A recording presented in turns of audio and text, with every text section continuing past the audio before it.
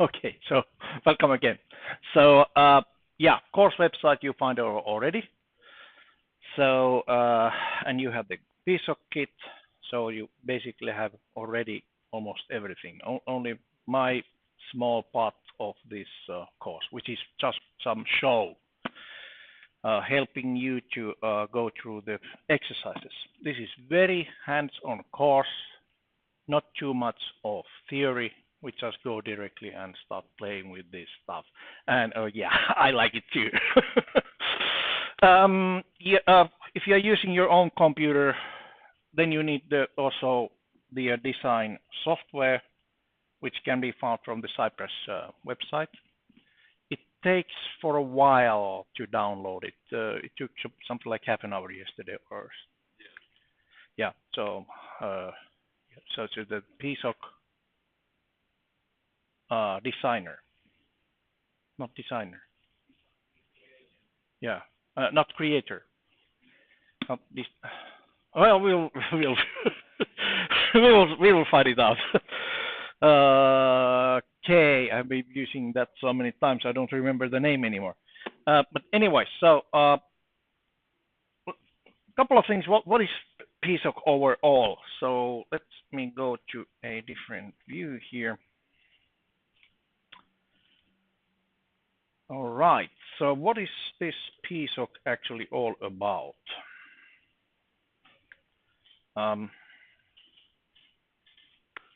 It's about that kind of system. So it's a small 8-bit microcontroller, which also, well, has the normal microcontroller environment. It has I/O ports. It has the clock system. Actually, this one has is quite nice. It has different kind of clock sources you can select from, and then just a simple RISC core. They're using M8C core, which is some sort of variant of ancient M8 processor. But anyways, what makes it really different kind of system is that it also have the digital system, which is fundamentally 8-bit, made of 8-bit blocks that can be configured to do all sorts of things. And also, what is even more weird is this analogous system. So not too many microcontrollers actually have any continuous time analog functions as this one has. So it has basically the CT blocks down there. Those are the continuous time processing blocks, and then it also has the switch capacitor type of processing blocks. So with continuous time blocks, you can make linear amplifiers, and then and also the comparators, such kind of things. And switch capacitor type of block, you can make A to D converters of different configuration, meaning you can make, for example, select the sigma delta type of A to D, integrating kind of the A to D, or successive approximation kind of A to D by mixing and matching those blocks. Okay, and then it also have the analog reference bus. So there's actually a kind of internal there's an internal band gap, meaning that it has a reference voltage there, and also multiplies of that one, and a switch matrix that you can actually run this analog system as unipolar or bipolar bias to the reference levels, and also you can also mix and match and connect those blocks internally using the switch matrix. So and in addition to that, you can actually have uh, 8-channel multiplexer, analog multiplexer. So you can have a one single A to D converter and run 8 different channels to it. Okay, so this the system basically is a mixed signal system. It's designed to be a mixed signal system. So this you can use anywhere where you need mixed signal systems. If you need only digital system, this is not necessarily the best processor for that one. Yeah, okay. It is a good processor for also say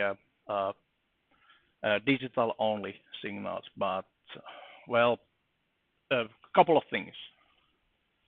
This is a rare processor, only one manufacturer, although it's a big manufacturer, but we have seen giants to fall.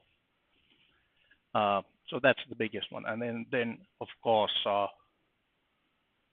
when it's rare, then it means that you can find cheaper processors which don't have the analog systems. Okay. And you have a question? Yes.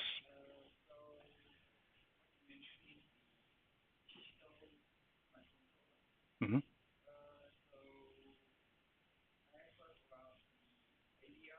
AVR, yes, that's the industry norm more or less on doing 8-bit systems.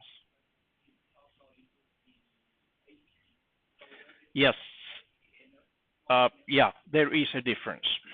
There is a big difference actually. We will go into that one with a design tool. So AVR is also a very good processor. It can be used. It is used in plenty of places. I think it's almost as usual as the that 8051 core. Yeah, almost. So Intel 8051, which was designed, when the dinosaurs ruled the earth. Yeah, I'm also a dinosaur, so but I'm not ruling anymore. I let the digital people do it. Okay, so dinosaurs were still alive when the core was done, and for example, the 8051 became industry standard because of keyboards. It was the keyboard processor.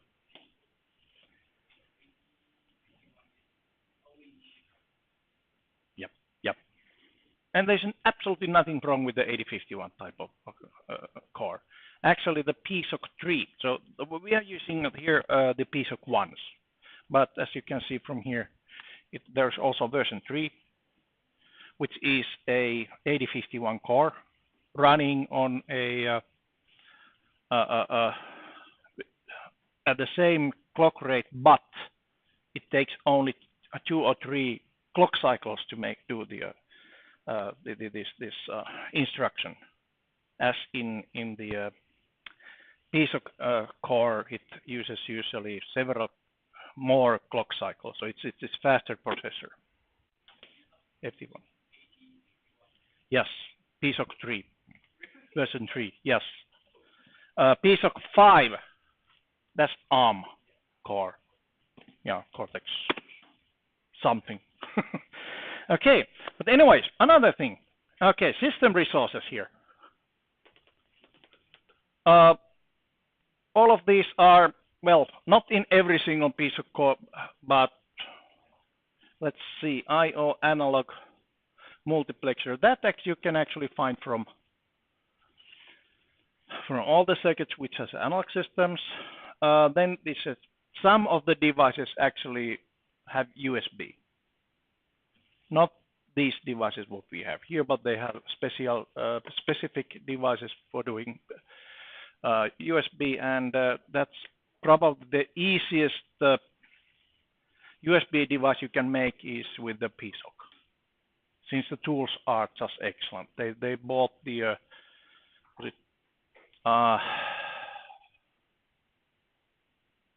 advanced networking, so some sort of I don't remember what was the company, but they bought the PSoC. They bought the USB device kind of thingy from another company, and that's the easiest way of generating. Yeah, USB. Yeah. That's the that stick actually, which was there probably, was it? That's PSoC 5, and yeah, it has USB.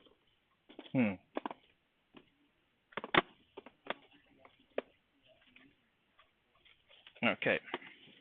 Yeah, and PSoC 4 is also available. Okay, internal voltage references.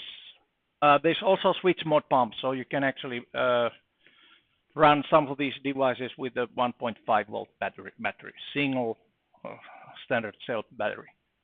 It has a switch mode pump to pump that one to 3 or 5 volts.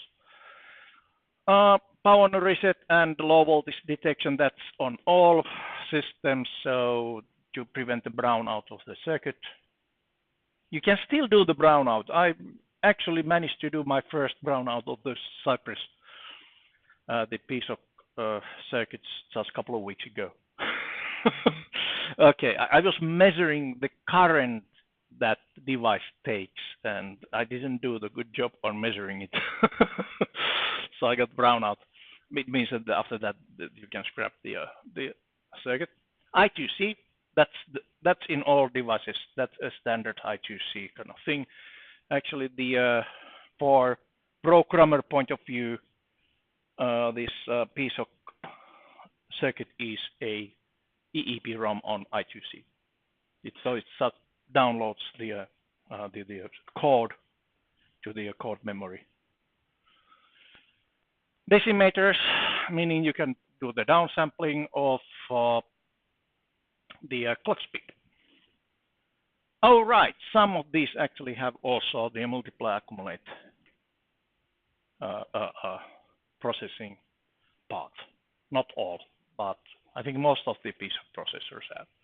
Meaning that you can do some, say, decent filtering also with this processor. Yeah, and then a selection of digital clocks. Complex system, and which doesn't show up here is the big switch matrix to actually connect these blocks and those blocks and I/O. But that we can do on the design software. Wow.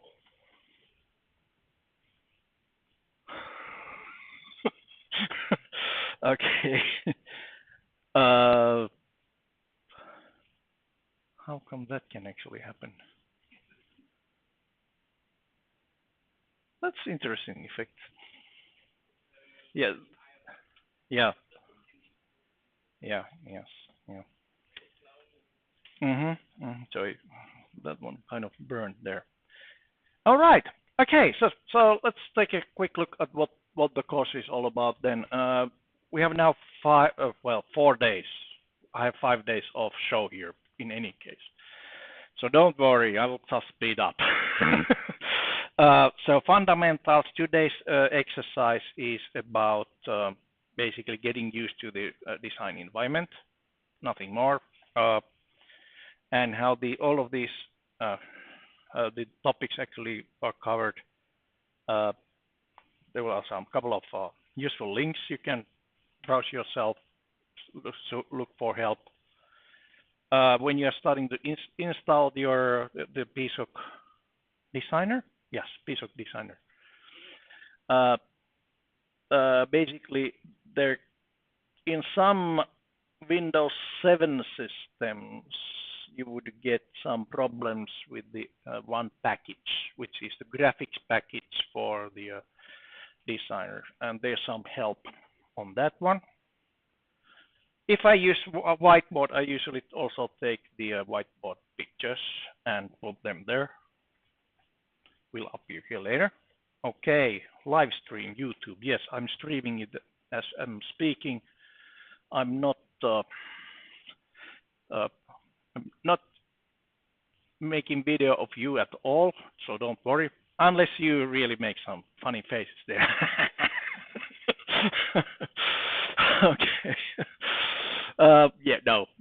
So I'm just videoing myself and what I'm doing here. So if I make a mistake, it will be there on online the rest of my life. So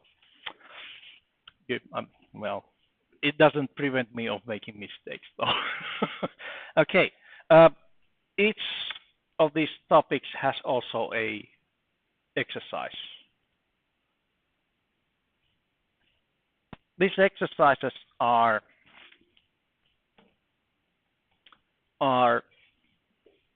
like that, and it's a Google document, and of course, if you have a Google account, you can also make a copy of that to you. To any use. All the material I have here is basically Creative Commons license for non-profit use. So academic non-profit use, it's free for anyone to use. You can share with their friends. Don't take any money out of it. Don't sell it. First of all, if your friend finds out that it was free somewhere, he would be really mad at you. And then I will find out that you sold it somewhere. I will come with my lawyer. Okay. And then we'll see how big is your lawyer. Okay. But anyways, so there are some tasks here, like follow the leader and doing stuff. Then how to put an LED there, how to make it blink. Okay, pin input, how to get I/O, digital I/O into the chip, so that LED actually is just a digital output.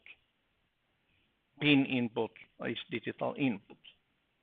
LCD display, okay, you need somehow to debug your code. Easiest way on this PSoC is, since we do not have the total debugging environment on IDE, that means that you need to do some, software debugging, meaning just printing some text on the LCD. Okay, all the exercises.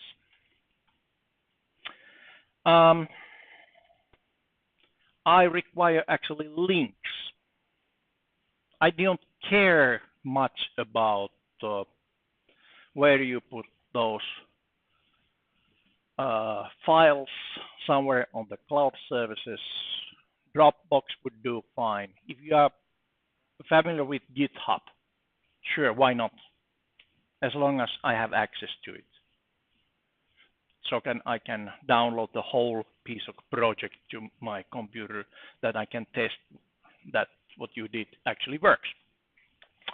Okay, then again, I don't care about where you put this one, on which form, the main.c routine, basically, so that anyone can comment it. So it must be public and somehow made that anyone with the link can comment it. The easiest way is to use the Google Docs. Share it such that anyone with the link can comment. But there are also some other, I think even on the Microsoft, what is it? OneDrive, you can put the Word document there, or share a Word document there, such that, well, at least I can comment it. So that's my feedback channel.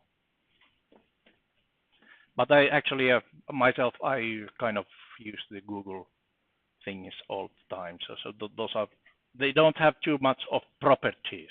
So it means that they work anywhere. Yeah.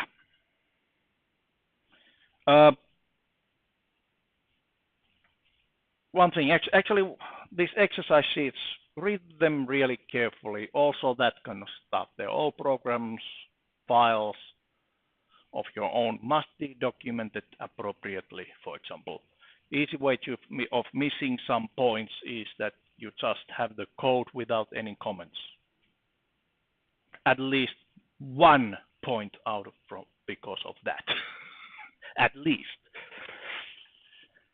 So there must be enough of comments. The minimum requirement is there. Okay, another one. Descriptive names for all the pins and such, all of the modules what you're using, all the variable names. Descriptive names, not X, Y, Z, I, J, K, but something would define, describes the name already described where that where this variable is used. Okay, and then zip the project files and put it on favorite data repository. Okay, so but you can read probably. If you cannot read, and then you're beyond help now. Okay, when you have everything done, then just click the return form, which is just like that. Again, email address, name, which exercise, then link to the report and link to the main.c. Okay, to also have the click that one, and you will get the return received on your own records. All right, and so today we go through the fundamentals. Then the next part is the timers. Actually, I might go through the timers also today to kind of speed up the process. Then the third topic is data acquisition. Then serial interfaces. Then we have SPI and I2C bus, which are also serial interfaces, but I kind of I noticed that I have very heavy exercise for serial interfaces, so I took a couple of parts out and put them separately on the SPI. And then, this is just the intensive week now. We also have a project. Yoo-hoo. And I found out excellent topic for a project. At least I think it's excellent, actually. So it has some measurements and it also has some control. And now it's very popular to be green, which is a good thing for your sake and your children's sake. Yeah, seriously, we are running out of resources. Oil, we shouldn't use oil for burning. No, it's a waste of oil. We use just to lubricate things and run everything on electricity and maybe produced by sun. Sun or wind, they are just good.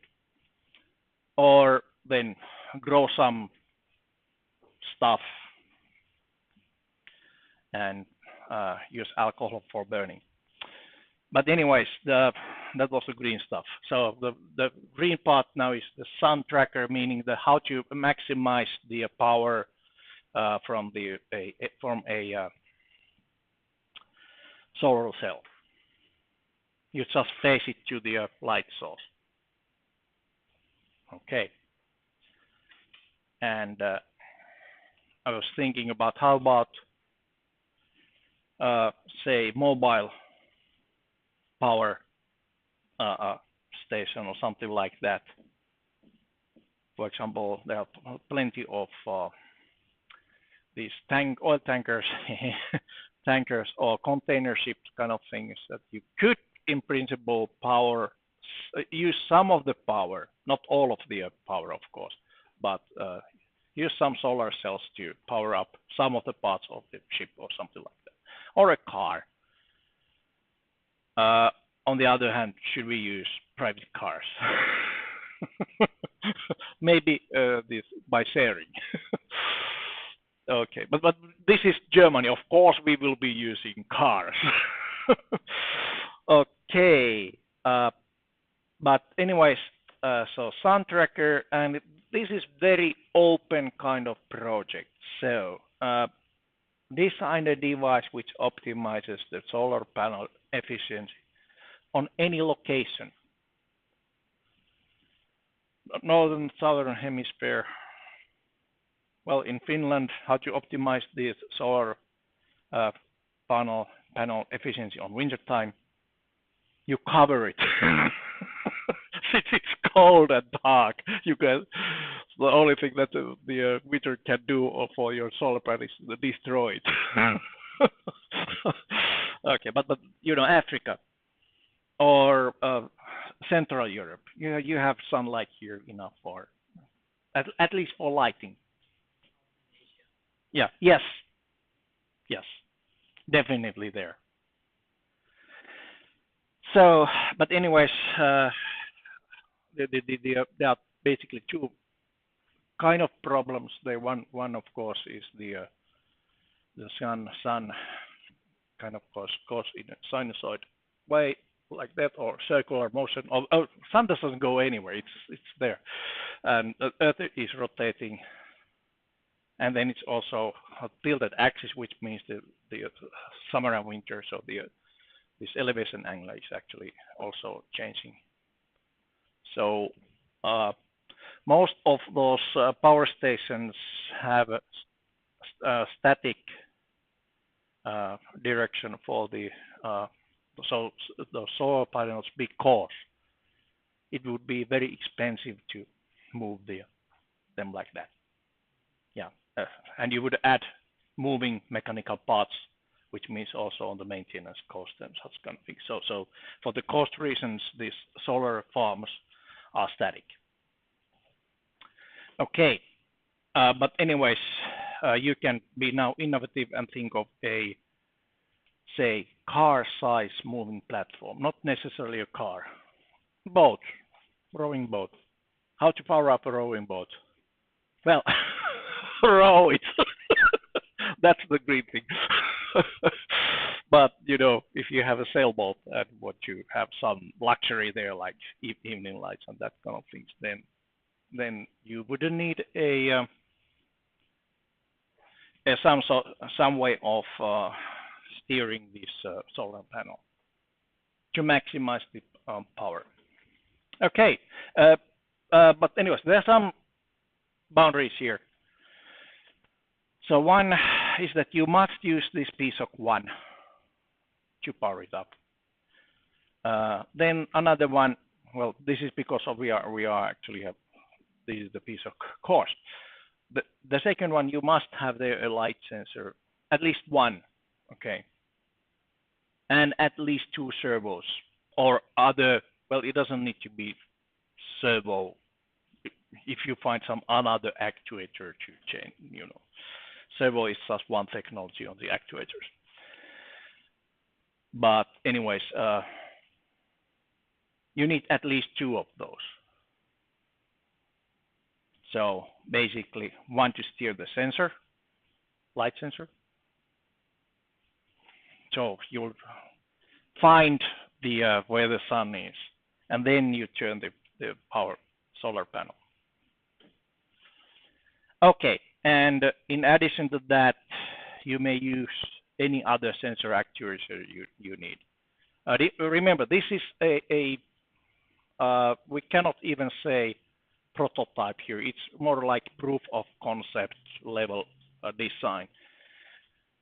It's up to you if you make it a real device. Well, it must be, say, proof of concept demonstration. But if you want to exploit that one financially and become a sun tracker tycoon somewhere, go ahead. Well done. Send me a postcard. Okay. Then about the report of the project, link to the PSoC files as this far, but then the project report must be done as a web page. Have you done web pages? Okay, the easiest way of doing the web pages is to use Google Sites. I can show you at some point how to actually do it. I have done my web pages with Google Sites. I have tried also other ways. 10 years ago, I had my own web pages running on Metropolia service, and I made the, the only way I could do that time was to actually write the HTML code, which is painstaking. It never comes out as you wish. Okay, but Google makes everything easier. And by the way, I'm not paid by Google. Just it's quite the opposite. So Metropolis is paying Google for some Google services, the organizational services. Okay, so basically the project report should have on the web page project introduction, electronic schematics, block diagrams, link to component data sheets, and then video presentation of your demonstration. Yeah, that'll be fun. Have you done any videos? Do you have a mobile phone? That quality is enough.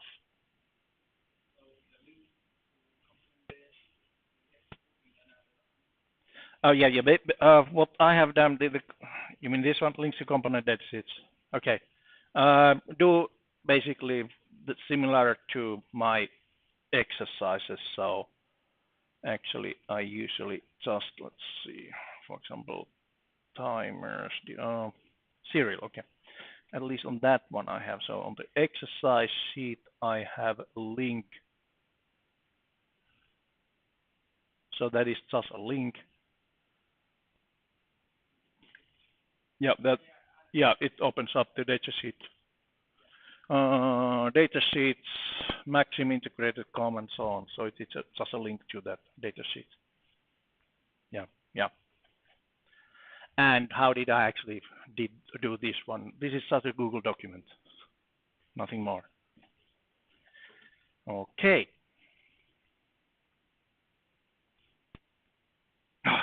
Good. Any questions about the course this far? Okay.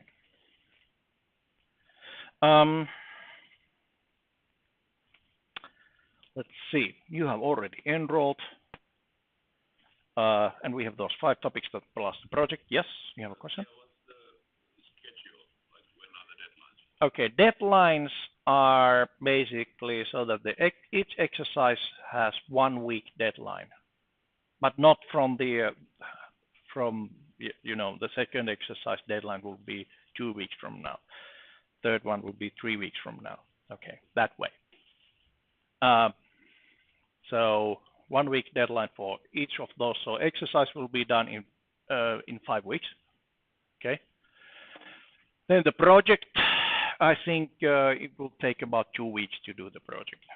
But I will be fixing the deadlines to the website sometime this week. But in principle, this course takes 7 weeks from now.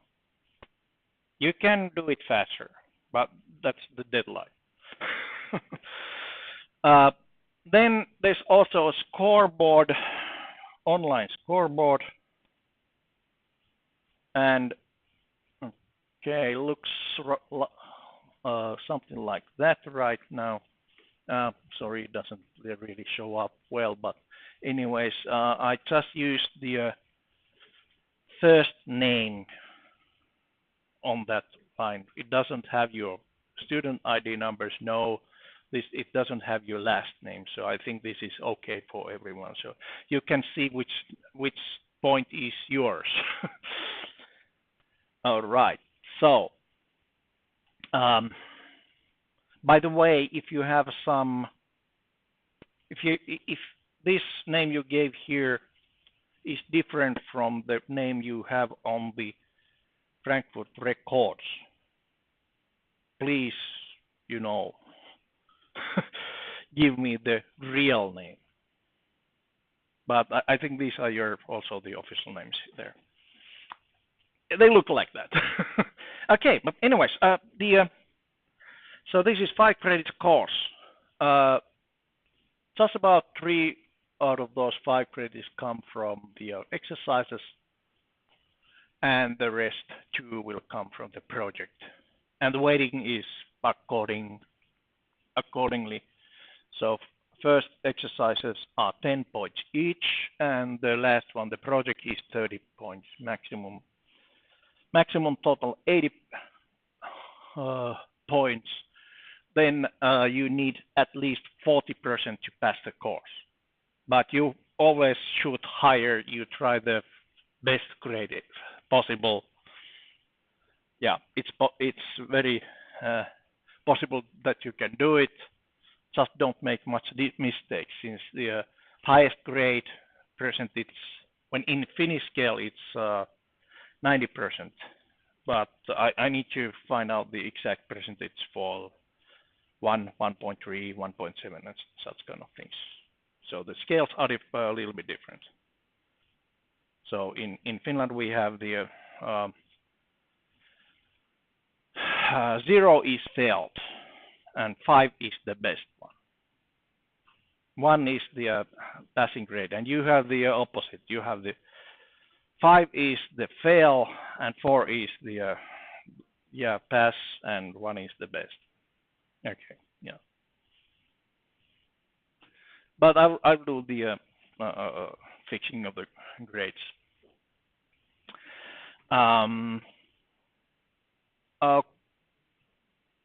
Okay. You will get also the Finnish Metropolia certificate of studies here.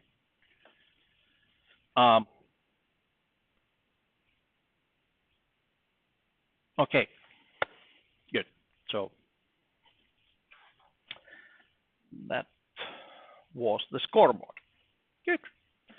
So now I think it's time to, unless you have some other questions, if you don't, then it's time to start up the engines. Just a moment. Where's my mouse?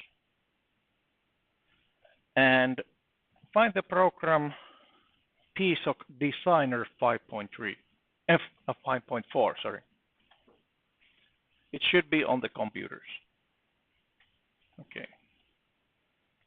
And you can download it from the Cypress website.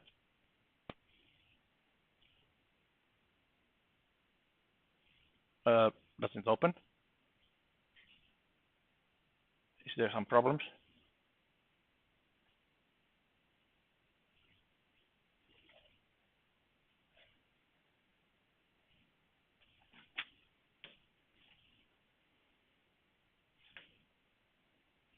When it opens, it should look more or less like that, except I have a blank on the Meet. You probably have something else.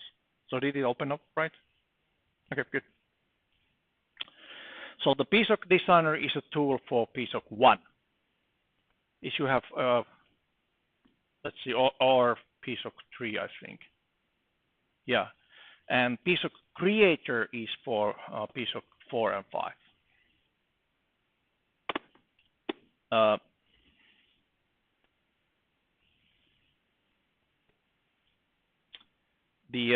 The reason is that PSoC 4 and 5 don't have so big, so complex mixed signal system. They have more processing power, but less of this mess what we have in PSoC 1. All right. Anyways, the first thing to do is to check which processor is actually on this board. Just a moment, I think. Yeah. So looking at that board, and it's either 27 something, so you're looking at this chip here. That's the processor. And in my, there is a CY8C27443. Okay. If it's different, then you probably need to change it. But I think Robert Mikalik has already change that one. You found it. So that one, yeah, and then you need you have younger eyes than I have. Huh. Oh, okay. It's written now. Yeah, it's written on the top of it. It's laser engraved, so it doesn't really. Yeah, just like that, and then read the text there. Yes. So we will be using the processor. Um,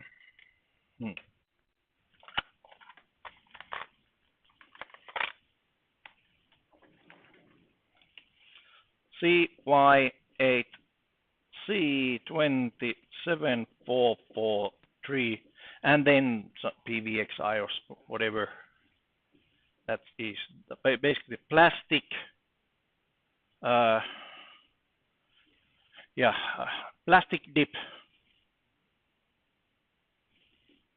So the last letters are always the case. What case, what kind of a package is on, and basically the first two letters here tell the how many resources we have on the system, and this tells you about the amount of I/O. Okay, but there's also the selection tool. If you know what you need, then you can select the processor. But in this course, we are using 2744443. Good. So this is the view how the PSoC Designer shows up on the first time when you well, on every time you start it, it shows this display. Just a moment. Okay, now I think it fits a little bit better on that. There, better. On the top left corner, those are the latest projects what you have created. Okay. Then there are some shortcuts down here. For example, how to create your first project. So they are actually quite nice selection of all sorts of self-learning material too. So yeah, use those if you feel like it. Yeah. At the middle, there's something. In my case, I have actually canceled everything. Oh, is it blank also to you? Excellent. Good. Maybe that's on. Usually, actually, it gets the PSoC, the PSoC community links, news, and such kind of things.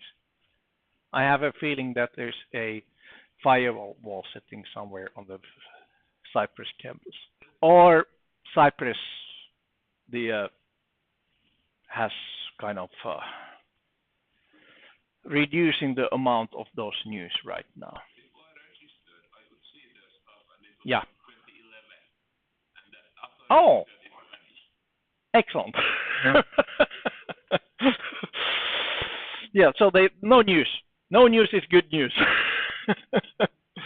But anyways, this is something you also should take seriously.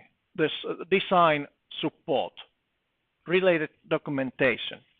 So application notes. So if you have an application like a solar tracker, it would be nice. You probably can find some examples related to that one going to application notes. So for example, how to run the PWMs and that kind of stuff. Yes, you have a question? No. As long as it fits on the fits there, it'll be fine. Okay. Code examples. Well, a couple of those. Design guides. How to basically those are more like the design styles and that kind of things. I think there are actually 66 different development kits available on PSoC Work for different processors, for different applications. Like they have the design kit for USB PSoCs and some other.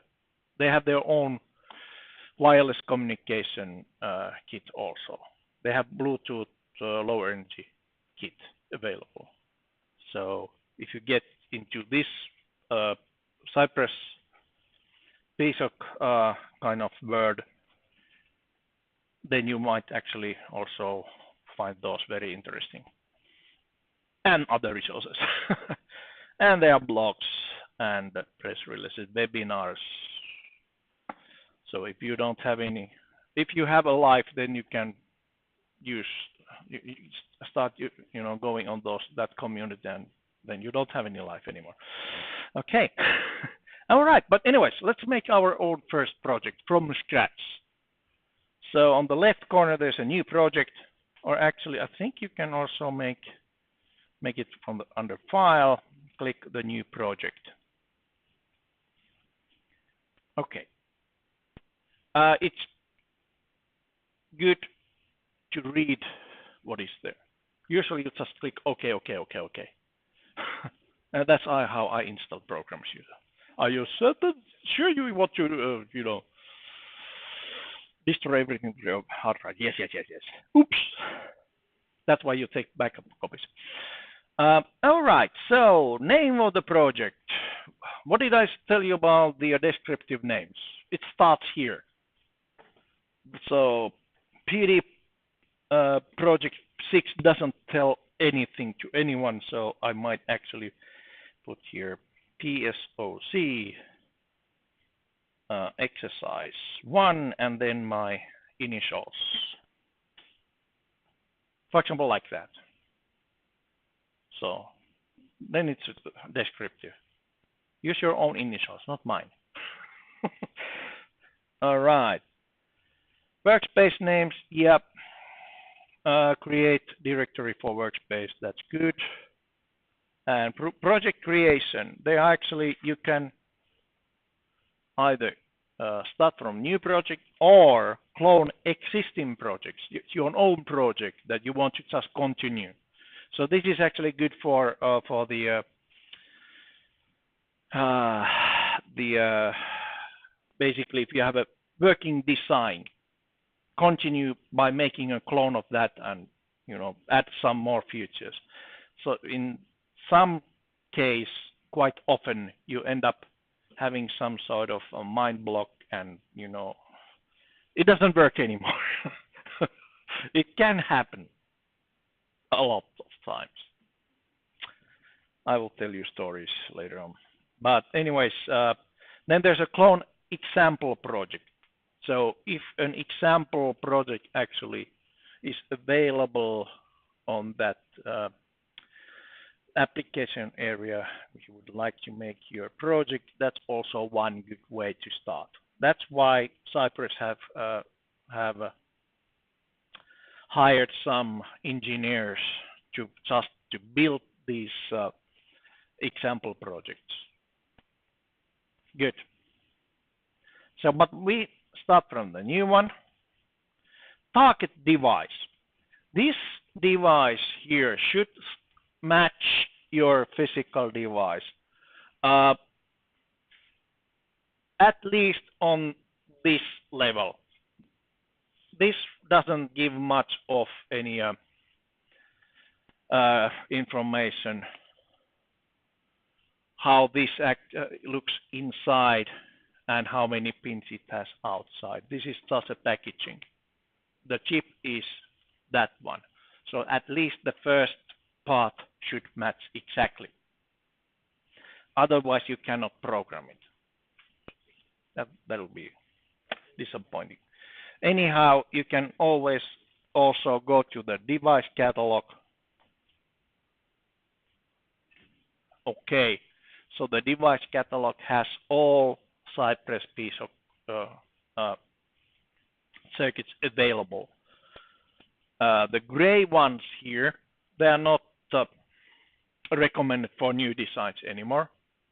But if you have a stock of old processors, you need to dispose somehow. Well, that's up to you. So, for example, I think you can find old stocks of processors from Alibaba or eBay or the wishlist or something like that on an internet. So, and they're usually quite cheap. So for home projects, those are usually just fine. Not for your company's projects though. Anyhow, okay, as you can see, the parameters you can check also. Pin count. Pin count is the first parameter, and you can actually just take, okay, devices which have 20 pins.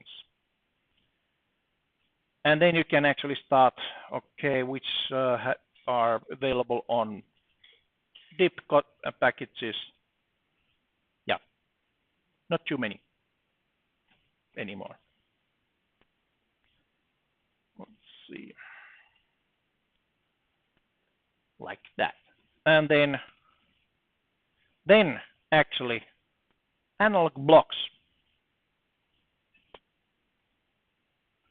How many analog blocks it has? There are some devices which don't have any analog blocks. But I think those usually have something else. I have no idea what those are, though. Then how many digital blocks? Okay. So maximum number of analog blocks is 12, and the maximum number of digital blocks is 16. I think. This is why I started using PSoC processors. Capacitive sensing, direct capacitive sensing with single microcontroller 10 years ago. Or more than 10 years ago, 2006.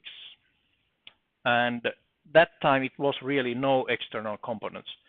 But now they actually have changed that design so that you need one resistor and one capacitor externally. With the old PSoC Designer, you can still do those designs without the external components, but I think one resistor and one capacitor is not too much to ask for direct capacitive sensing. My problem or challenge was to find a way to figure out when a lure is in water. I do a lot of fishing. That's my favorite hobby. Okay. And I made my first wooden lure when I was something like 10 years old. And the basic fundamental is very simple. It's made of wood. It looks a little bit like a small fish.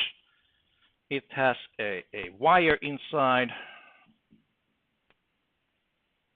So this part will be attached to the line. And on the other end, you have the hook. Like that. There might be also some, extra hooks here.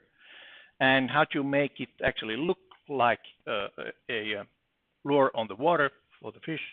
You put a plate here to cause some turbulence, and this one starts, if you look it on the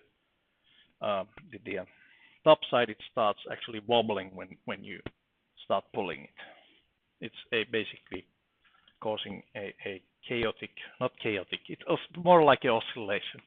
So it turns one side and another one, and like that. So predatory fish thinks that it's a small fish. I wanted to add some electronics on it. Why? Beats me. I just wanted it.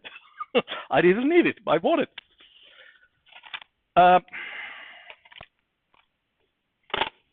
So basically, at that time, 10 years ago, there already was some electronic lures which has a blinking LED lights on it and a battery.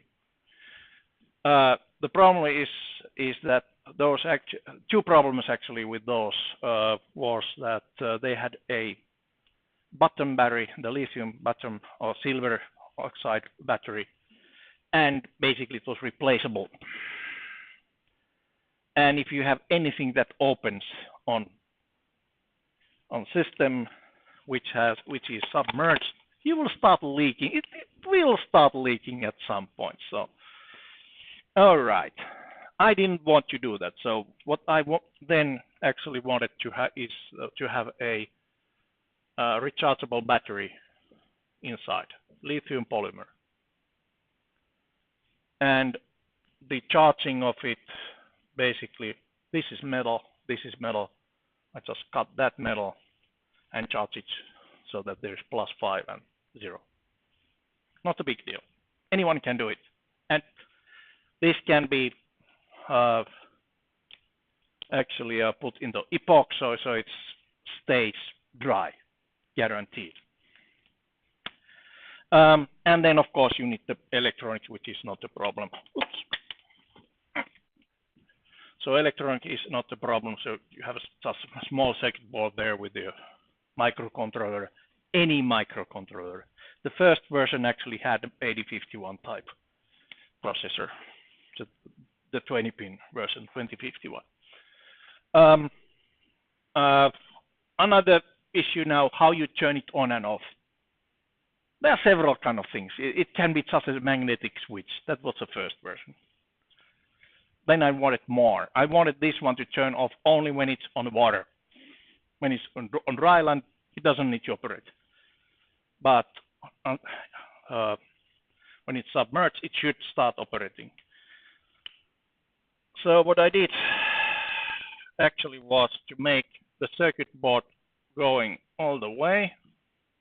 Well, this way I can actually directly attach these wires on the circuit board. I don't need to do any extra soldering. Then another thing,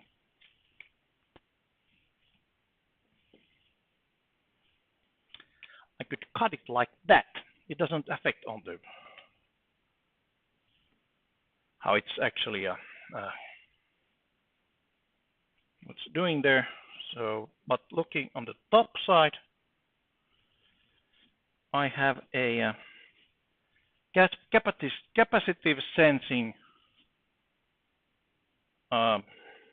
area here. So it's fundamentally it's just an like antenna. Okay. And what happens when you put this one on water? The surrounding material changes, and which means that the capacitance changes. So you're changing the permeability of this sensor. And okay, now I have a problem how to sense the capacitance. And I found out that this direct cap sense actually works just fine. Then I also found some use in education. Okay. Yeah.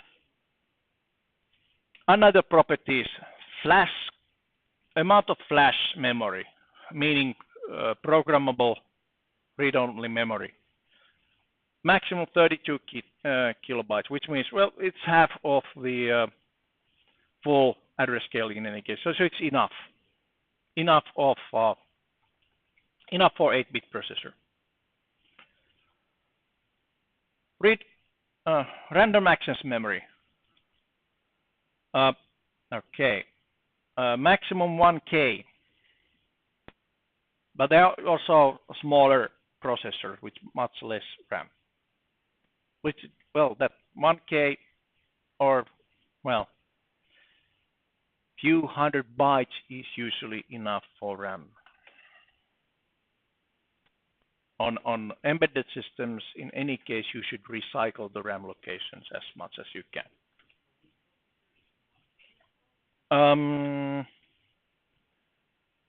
No, 256. Yeah, it's just 256. No. Wait a minute. That's where's my 20? Yeah, it looks like it does that. Part number CY8C27. Where's that 27443 has there? Okay, 16K of flash, 256 bytes of RAM. That's enough for, say, 8-bit applications. And actually, you can also use that flash for temporary space. So there's also a kind of the EEPROM simulator or emulator. So you can define part of that program memory as a normal data memory, non-volatile data memory. Okay, I/O count 24, which is quite nice for 28-bit pin chip. So there are only 4 pins which cannot be used as I/O. So positive and negative power supply, of course. Then it has the SMP, which is the charge pump, and then reset pin. This device has a external reset also. Not all the devices have the external reset. Power supply range from 3.0 to 5.25. Well, that's nice. Although this can range on 1.75 to 5.5. It's actually the highest ones, and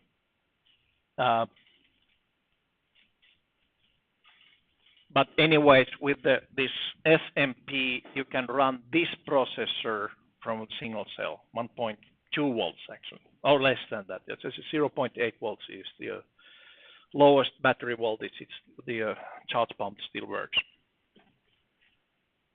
USB interface. This device doesn't have it, but there are some devices that has full speed USB interface, 2.0, not 3.0, but 2.0 compatible the device. Wireless interface. Okay, there are some wireless interface devices, meaning that it has a it has a hardware for radio and software and blocks to actually do the protocols and such kind of things. Temperature ranges, well, minus 40 to 85 is, I think, it's there. And there are some devices, Internet for Automotive, which go higher on the temperature. All right, so legacy means dinosaurs rode the earth. Okay, don't use those. So on legacy, it should say no, not legacy yet. All right, so, but I'm happy with that 73443, 24PXI or SXI, whatever I. Okay, clip. There's also selection if you use C programming or assembly. I highly recommend using C programming. I'm not that old, you know. I don't see. I have been lucky with the, digitalization. I'm the generation who started the using the mainframe, but I was on the university on the first year when we started to have the workstations, and those were still, different kind of workstations as these here, big, bulky, and then we also started getting PC, AT, XT. You may have heard those from your grandparents. Now what we now call a PC is actually a upscale version of AT. And then we have one single core of 386. I started the first computer has 186. Nokia Micromicro was the fastest PC on the earth when it came out, because they started using some mid version of 86 kind of processors. But anyways, that's bygone. Old, that's ancient history. Anyhow, now we have a computer which has more computing power than those big mainframe computers at that time. Or actually, my mobile phone has more computing power. Okay, this is back to the basics. Doesn't have too much of power, but there are plenty of applications you really don't want to have that much power. Don't overkill it. Okay. Anyhow, now you probably have this kind of display there, right? So on the left top corner are global resources, which you can change. For example, now my CPU clock is 3 megahertz, which is basically system clock divided by 8. That's just fine. We can leave it like that. But if you need faster processing speed, you can actually run it to 24 megahertz directly from the system clock. So if you need a processing speed. On the other hand, I have found that, for example, the LCD does not anymore work with that setting, because this one uses software. Software module, software driver. So it's such a subroutine package. And if you speed up the processing speed, you might actually start writing too fast for this one to process. These are the standard Hitachi C. It's 20 by 2 digit LCDs. The original design is from 70s. For that, you know, as long as we have had LCDs, Hitachi was the first one to actually have a decent electronic circuit to actually handle the LCD displays. I think it's the probably, I would say, the bigger chip here. So it's a dice directly on the on our printed circuit board, and then wires, and then some protective coating. Okay. So the CPU clock 3 megahertz is just fine. If you are in a very low power design, then you would let that clock run as fast as possible. So the processing time would be shorter. So the processor actually will go sleeping more. Okay. 30K clock, meaning 32,000 and so in 2 to the power of something. Is it 15? Clock source. So you can actually have an external clock source to make this as real-time clock. So that 32K clock is actually the clock for the this digital watches. Phase lock loop. You can actually run some of the these functions with a double clock rate. So there's a phase lock loop to provide 48 megahertz clock for some of the modules, some of the digital modules. You cannot run over speed the CPU though. Okay, SleepTimer. Okay, so this processor has a built-in SleepTimer. I think ABR also has a SleepTimer, right? Maybe. But anyways, this one has. So you can actually put the processors to sleep, and then it wakes up for example, on a pin interrupt. That saves some power. Good for battery operations. And SleepTimer is also the easiest way of doing the timing of your software.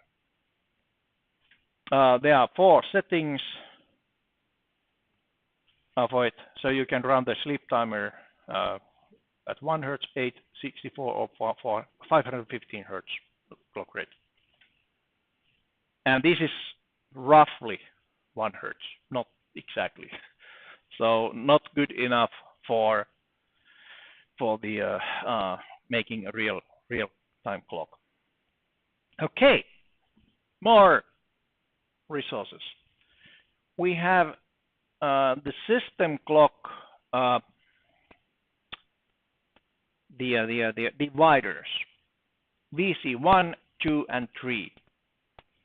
VC1 is actually a divider for this 24 hertz, 24 megahertz clock. So it's always system clock divided by n, and this is the n, currently 60. Then VC2 is always a divider for the VC1. So basically, those are both 4-bit dividers and cascaded like that.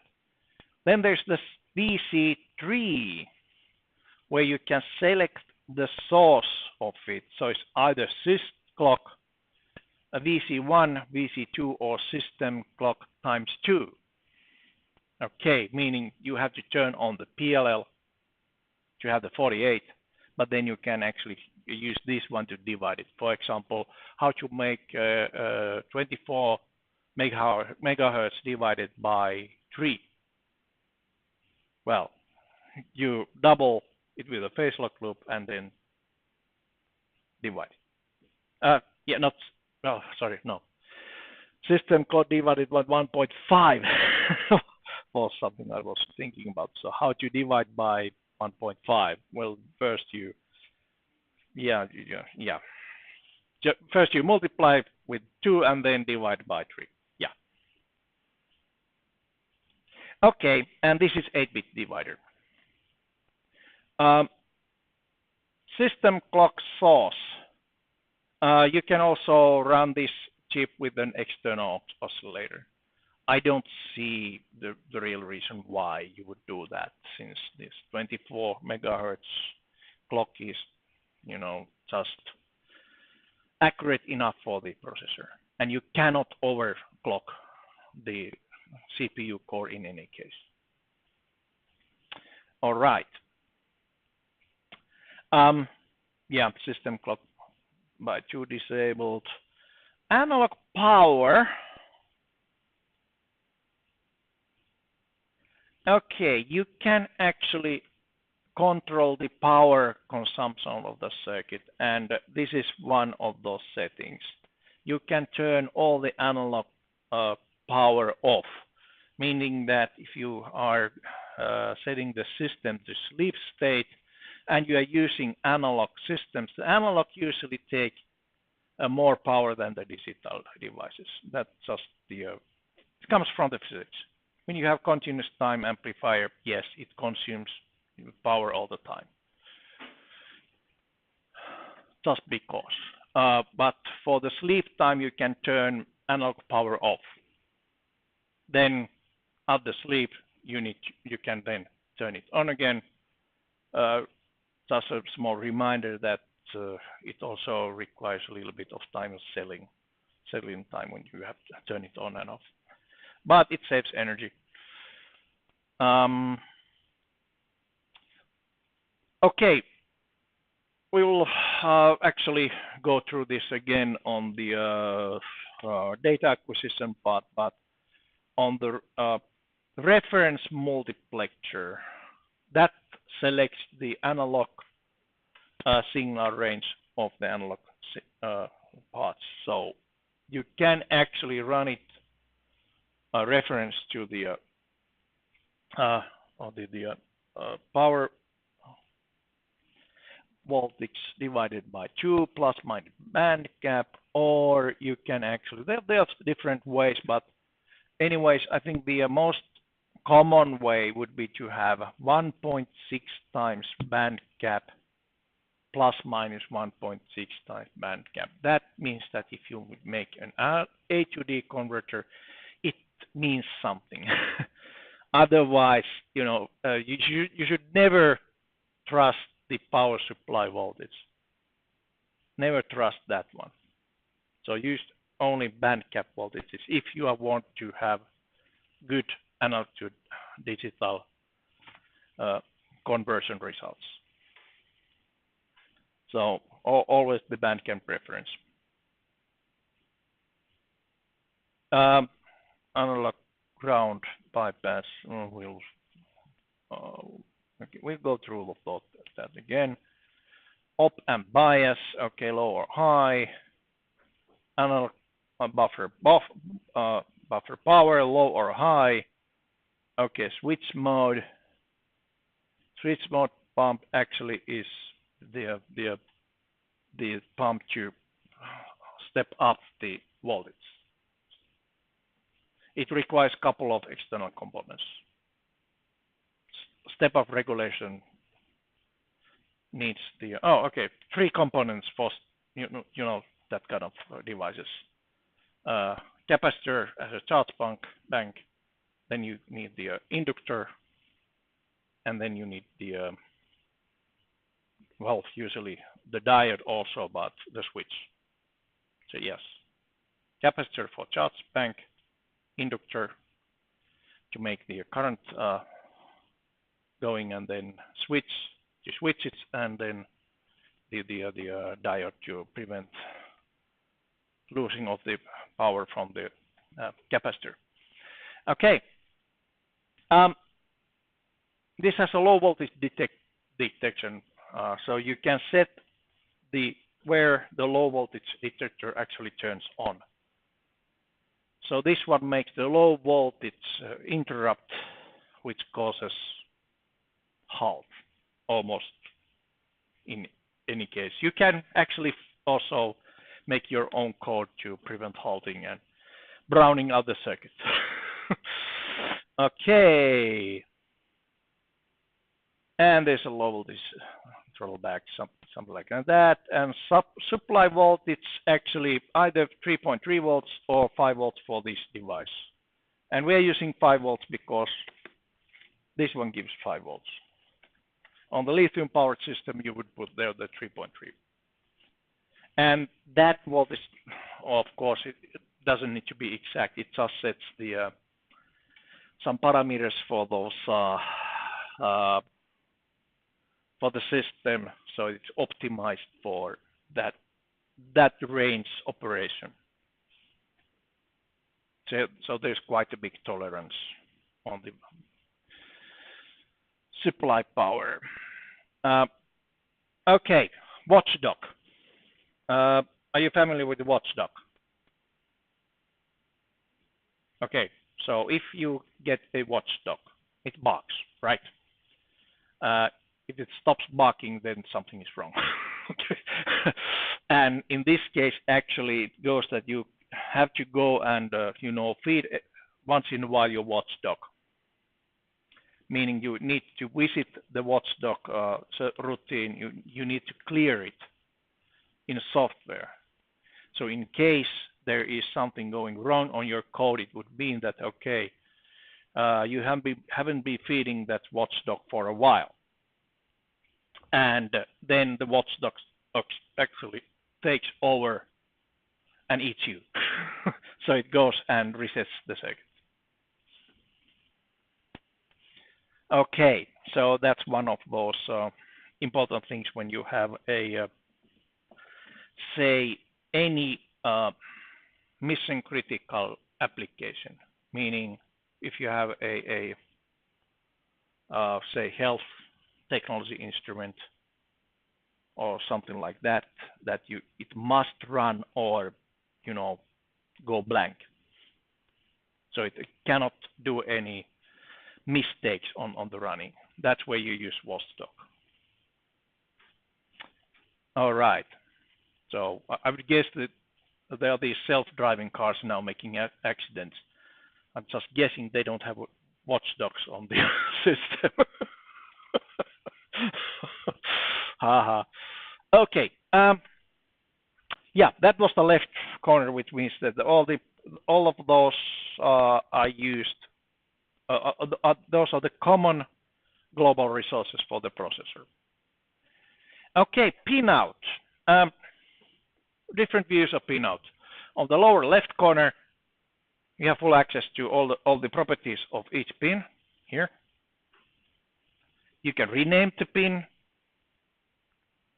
You can select which kind of drive it has or where it's connected. Standard CPU means it's controlled by the CPU itself. It can be also sent to analog input, global in even 0, okay. So basically it can be used as an input to those green lines here on the left, or output to these green lines. But the standard CPU is fine for now. Drive. Okay, that's a little bit different from processor to processor. Usually, most of the processors actually can turn the output drive either to strong or pull up or high Z. In PSoC, there's a little bit more selection. By default, this is defined high Z analog, so, well, at least the port 0. Port 0 can be used for analog input. Okay, and which means by default it's high Z analog, so you can directly use this one as a analog input. You can set it to digital high Z also. Then it's basically not connected anywhere. Then open drain high or open drain low, meaning that which side of the transistors can be switched on or off. Pull down. Pull down basically means that you can draw current, but it cannot be used as a source. Pull up, the opposite. Then there's a strong, meaning it can be as a digital output, and then the strong slow means that the rise time is slow, meaning that if you have a long lines, then it doesn't do the oscillation on those lines. Okay, so quite, say, a flexible way of defining the output. Okay, and of course, interrupts. So all the pins can be also defined as interrupting pin, either falling edge, rising edge, or change from read operation. So it's just a change. Okay. Initial value, okay, it's either 0 or 1, meaning if you have an output, does it start from value of 1 or 0? A big difference when you are basically having, for example, the low active lines, if you are driving low active lines. Okay, so all the pins actually can be set up here. You can actually do the same thing by clicking the pin right there. Okay. Or let's see, if you double click the pin out, you can do also the definitions here, I think. Yeah. That's actually nice, and this is why I want also you to, when you're doing some external connections, you also rename the pins according, since it's directly the pin out of your chip. All right, so we haven't done much of anything yet. Just went through the surroundings. Okay, the part of the switch matrix is shown here. So basically those are the lines for output, which can be connected to the pins, and these were the input lines, which can be connected to any input pin. Then we have these rows, row up kind of thing. So row 0, input 0, which is currently connected global input even 0. Okay. How about if we want to actually connect global in odd 0, meaning that actually we have a pin port 1.0 connected first to that line, and we want to route this pin to that row. Well, this is actually just a multiplexer. No.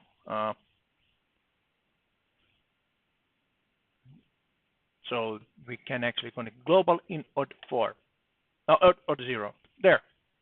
So that's how you make connections.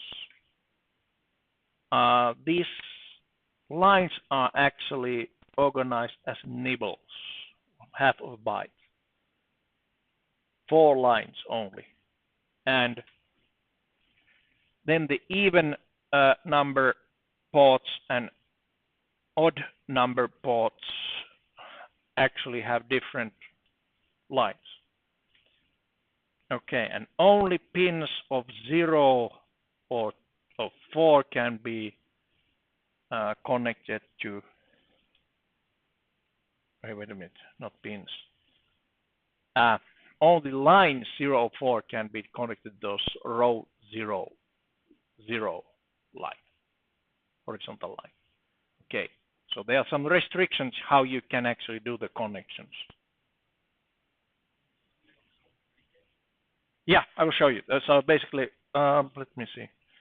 Yeah, and again. All right, so let's think that we have a signal on coming to, well, I will take another port here, port 1.2.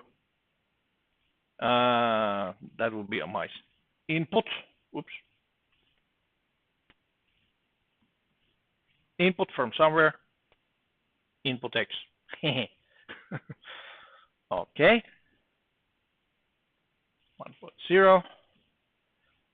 That 1.2 can be connected only to, this is an odd number port. Port 1 is odd number. Port 0 and 2 are even numbers, and port 1, 3, 5, 7 are odd number ports, which means that we can connect this pin to global in odd 2.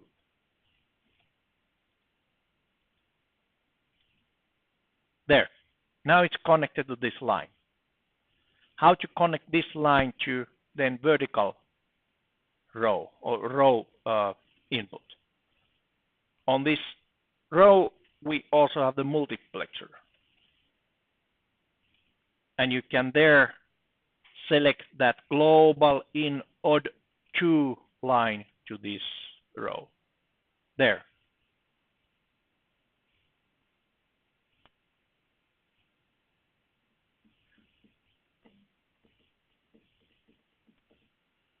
So there are some restrictions on how you can connect anything here. Yeah. It depends on the port and pin. Yes.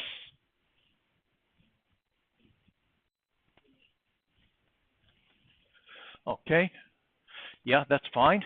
Okay, and then click that one, and then you go to port. Oh, that's global in odd 2 here. Left a bit. There. Next one. There. Click. Okay. How do we Do one by one, one at a time. So first you need to connect the this pin to this one. Click pin. Yep. Select port 1.2. Okay, and now you can actually select the row in odd 2 down there. Click that one, and no. just click and then the multiplexer. Global in odd 2, GIO2. Oh, close. Ta-da! Now it's on the same line. Okay, got it? Good. So that's how you route a signal.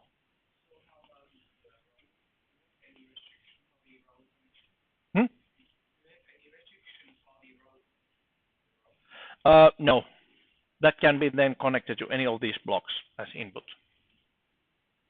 Yeah, but we don't have any functions there, so it doesn't connect yet. That'll come later. Let's go first to the routing of the signal. Okay, then the block. The block outputs can be connected to this row outputs, row 0 output 0, which can be then connected to pins 0 or 4 on any port. Okay. 0 goes to 0 or 4, or 1 goes to 1, pin 1 or 5. Okay. The same way. So, for example, if we have an output here going to, and we want it to pin 1.1 is not used, so we can connect pin 1.1 only to this, and pin 1.1 actually goes. Okay. Output X. And let's see. Let's make this one this output so it's strong. And then that can be connected only to, so this 1.1, so it's odd port, and yeah, 1. Yes, global out odd 1 to pin 1.1. Okay, and that can be connected into row 0, 1. By the way, this multiplexer is kind of nice. You can connect the same signal up to 4 different pins if needed. There. The only problem that we don't have any function on the on that any of those blocks yet, but that'll come later. So this way you can connect anything basically to any pin. It gives a lot of flexibility. Also, I agree this is quite complex kind of way to handle. The analog blocks down below, there are a little bit more restrictions there, but I will go through the analog sections when we have the exercises on the analog blocks. Okay, so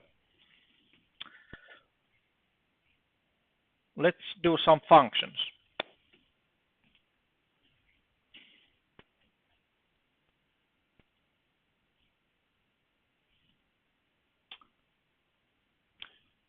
All right, so this is the set of predefined user modules. Actually, you can find probably everything from here. Well, if you get into advanced level, then you can also build your own custom user modules. But that'll be, 2 years from now. Okay. Yeah. So we have user modules for A to D conversion, amplifiers, analog communication. What? Analog communication. DTMF, practically. Dual tone, multiple frequency. The old dial tone. That one. Yeah. Counters. That's nice. We have counters. And let me just open it. So we have actually from 8 to 32-bit counters. You can actually do quite a lot of with those. And say, just for example, if I take counter 8, double click that one to add it on my design, it takes one of those blocks. So each of the digital block is actually 8 bits. So if I wanted to counter 24, it would take 3 blocks. Okay. On the other hand, you can always, if you need a lot of counters, you can take 30 or a very long counter. You can actually start it from the up row and then connect it to the bottom row. They are routing kind of things. Those digital block inputs and outputs can be connected to almost any input or output of those digital blocks. Okay, so yeah, you can make 64-bit counter. I don't know where you would use that, but you can do it. Oh, cascaded counter. Okay, D2A, mixed signal. So this has a digital to analog conversion up to 9 bits only. Then digital communication. These are mostly hardware blocks. So there's a cyclic redundant check for 16-bit data, for example.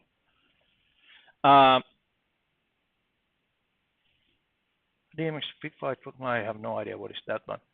There's easy I2C, meaning you can actually make a PSoC circuit that functions as a I2C device. Then there's a hardware I2C block, meaning that you don't need more software resources. It just have the read and write operations for that hardware module. Save some computing power. Then it's I2C master. So this actually can be used to read and write or control the I2C devices. One way to use basically if you have multiple controller system, you have one as an I2C master and the other ones as a slave. So the mastering would be controlling all of the other processing devices. Okay, infrared data. A standard IRDA, both receiver and transmitter. MBM, I have no idea what is that. One wire, one wire sensors. Those are probably the most used temperature sensors in the world, since you need only 2 wires on one wire.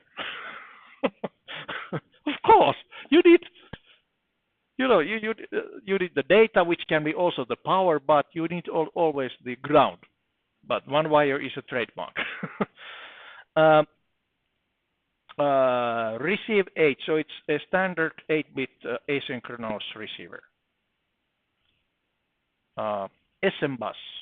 SM bus is actually one. It's the extension of I2C.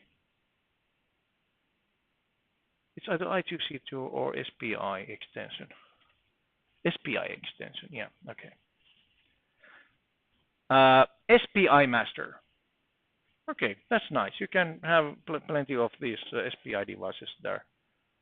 Oh, that was SPI slave, basically. The SM bus slave is SPI slave. Okay. SPI slave by itself. Okay. Wow. 8-bit transmitter. That's the easiest way of debugging without the LCD.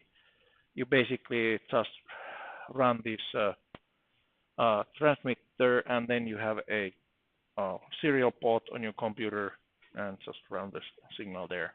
That's the easiest way without the LCD, of course. I'm using it on my lure. And then there's a transmit with software. So if you are if you don't have enough of these hardware resources anymore, then you can actually use use the software module.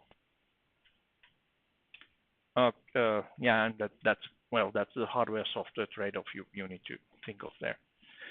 Then a full WART, universal asynchronous receive transmit circuit, which does everything too. Okay, so those are very nice set of digital communication filters. Okay, bandpass filters or low pass filters. Analog, switch capacitor analog filters. Then some generic stuff like a switch capacitor configurator or switch capacitor block kind of things. Okay, LED dimming, yeah, sure, why not? Some legacy which you shouldn't use. Yeah. Okay, this is the most used blocks actually. LCD. Direct software. The software module should run LCD device directly from port 2, or well, in this case, it's actually connect on a port 2. LED. How to make blinking LED lights. 7-segment LED. Good. One shot. Pulse width detector. Not just you can do the pulse width modulation, but also this can be used for pulse width detector. For example, these ultrasonic rangefinders have the pulse width is the measuring, giving the range. So you could use the pulse width detector to actually have the measure of that one. Okay, shadow registers. Are you familiar with shadow registers? Okay, that's a good trick if you want to, for example, inverse a LED.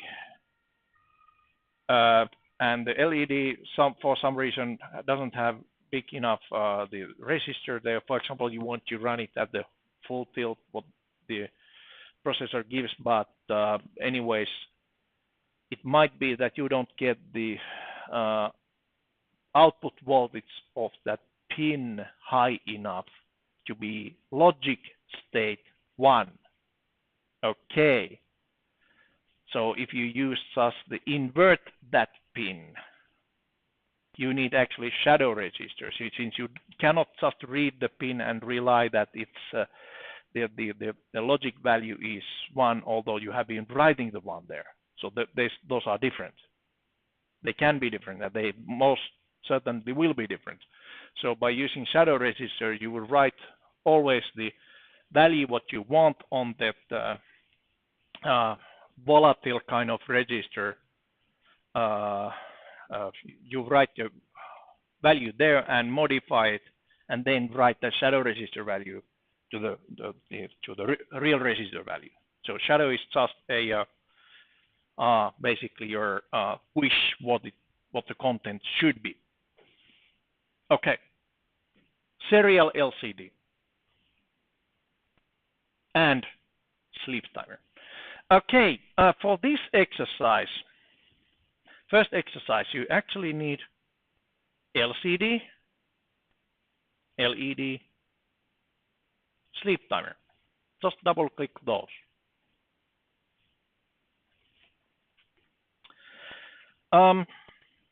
Okay, let's go. I'll just open some of those. So multiplexers, we actually have the multiplexers for signal are right here. So 4-bit multiplexer, and then basically making an 8-bit multiplexer means that there's also a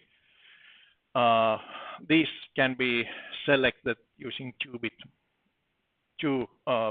multiplexer here. So 8-bit multiplexer AMUX is either that one port 1 or then but wait a minute. So this is the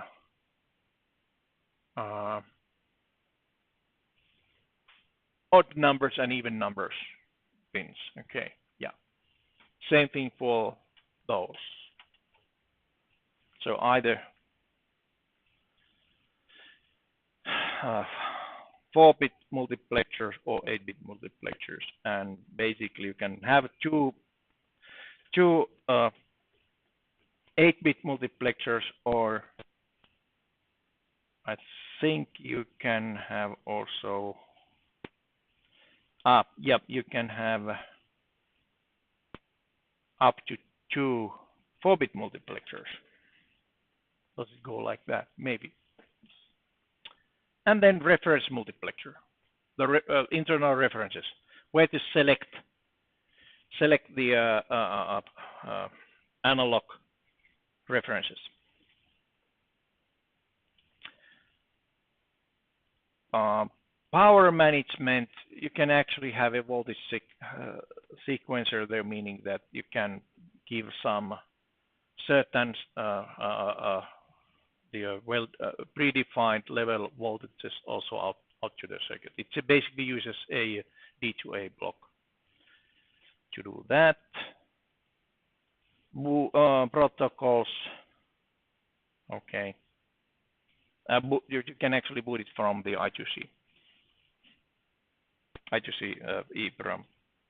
Okay, PWM. For servo control, for example, you need PWM. Pseudo-random numbers.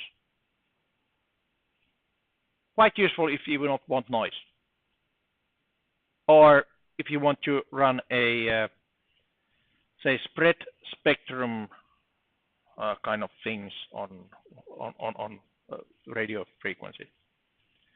Okay, that's the RF is basically just a easy to use module to connect the Cypress RF circuits as a coprocessor for that one.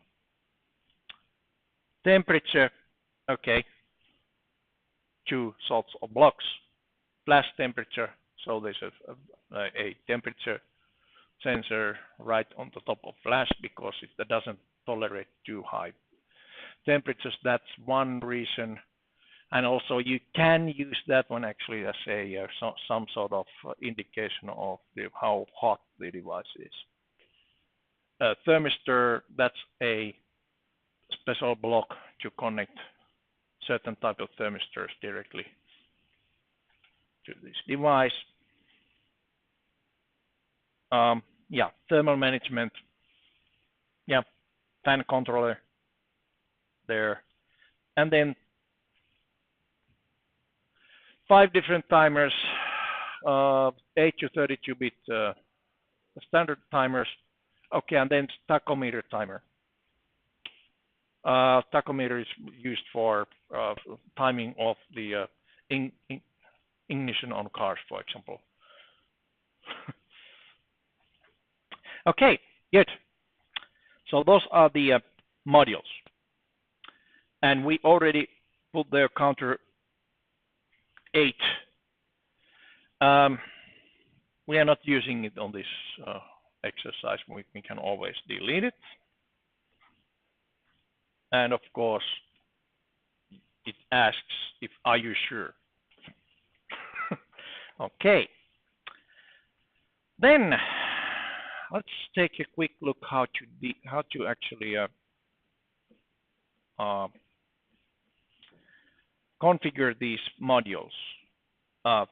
Now we have LCD_1. Good idea is to change the name so that it means something. For me, there can be only number 1 if there's also a number 2. That's one of the rules of making papers. If you have chapter 1, you must have chapter 2. If you have chapter 1.1, you also have chapter 1.2. So, okay. I have only one LCD. Okay, that's a good name for LCD. And on this board, we are using port 2. Okay, bar graph, enable or disable. If you are not using bar graph, meaning, you know, those, well, bar graphs, bars,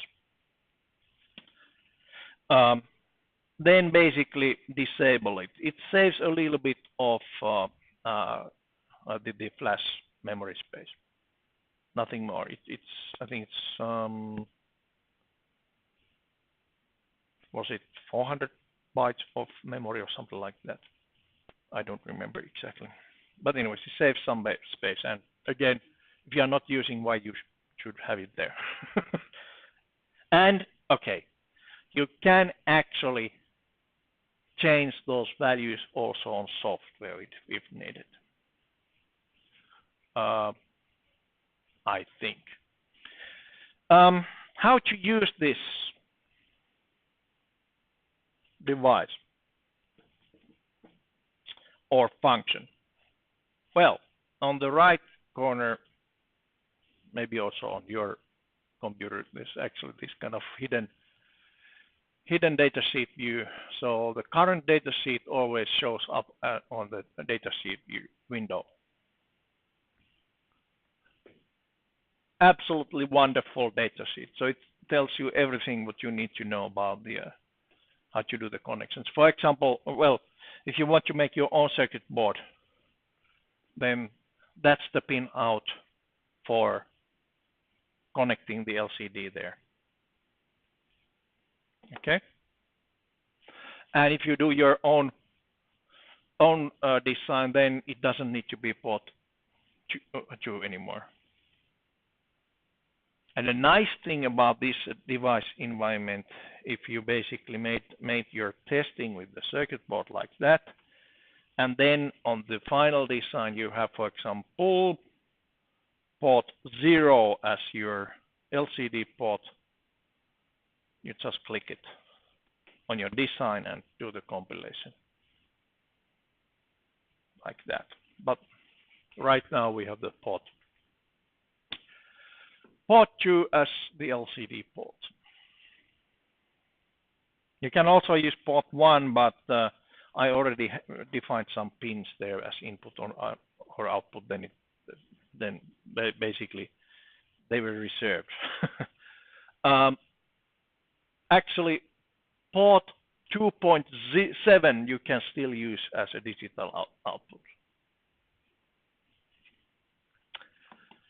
Okay. Let's go to the data sheet. How to read this one? Well, there's plenty of information. For example, here, okay. So bar graph disabled uses 434 bytes of flash. Okay, so it actually also shows you the available resources and that kind of things. It does not use any blocks. It's a software module. Okay, and yeah, it uses that industry standard Hitachi LCD display driver. Functional description. So how does it actually work? Well, that's how. Placement, meaning where you can actually place this one. So basically, requirement is only that you have 7 pins of 1 port.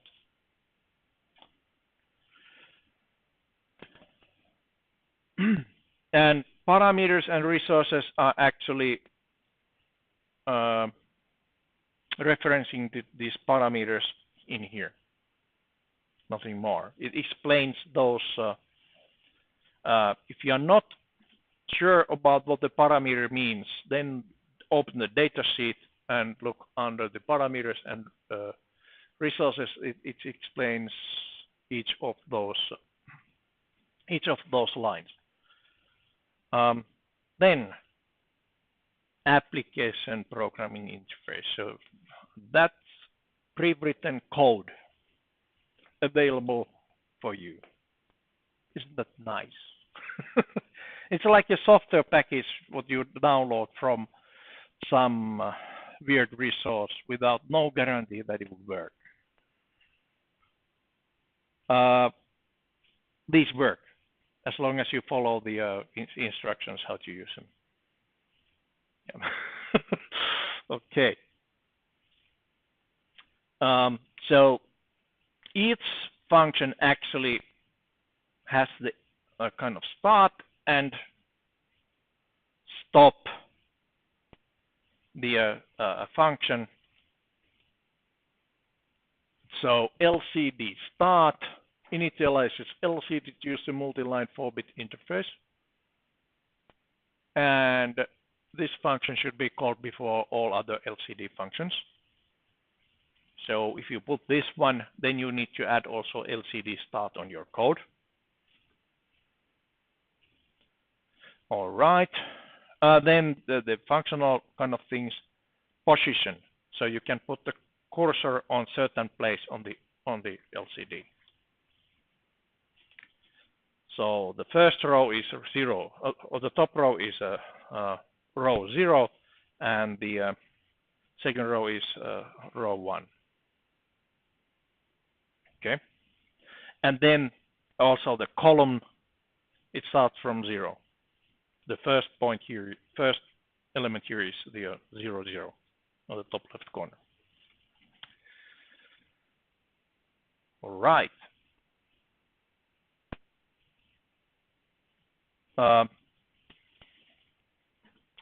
Then a couple of nice functions. You can print string or constant string. What is the difference between a string and a constant string? So variable string is actually something that you can change. It's on RAM, and constant string is on ROM. You cannot change it. And since the flash and RAM memory are on different address space, you actually you have to tell to the subroutine where to get that code, or where to get that string. That's why there are 2 of those. This is quite popular on this. Let's see, this is Harvard architecture, or the other one, the microcontrollers, which has to separate program and the data, the memory at the space. Was it Harvard? I don't remember. Yeah. But anyways, how they actually differ on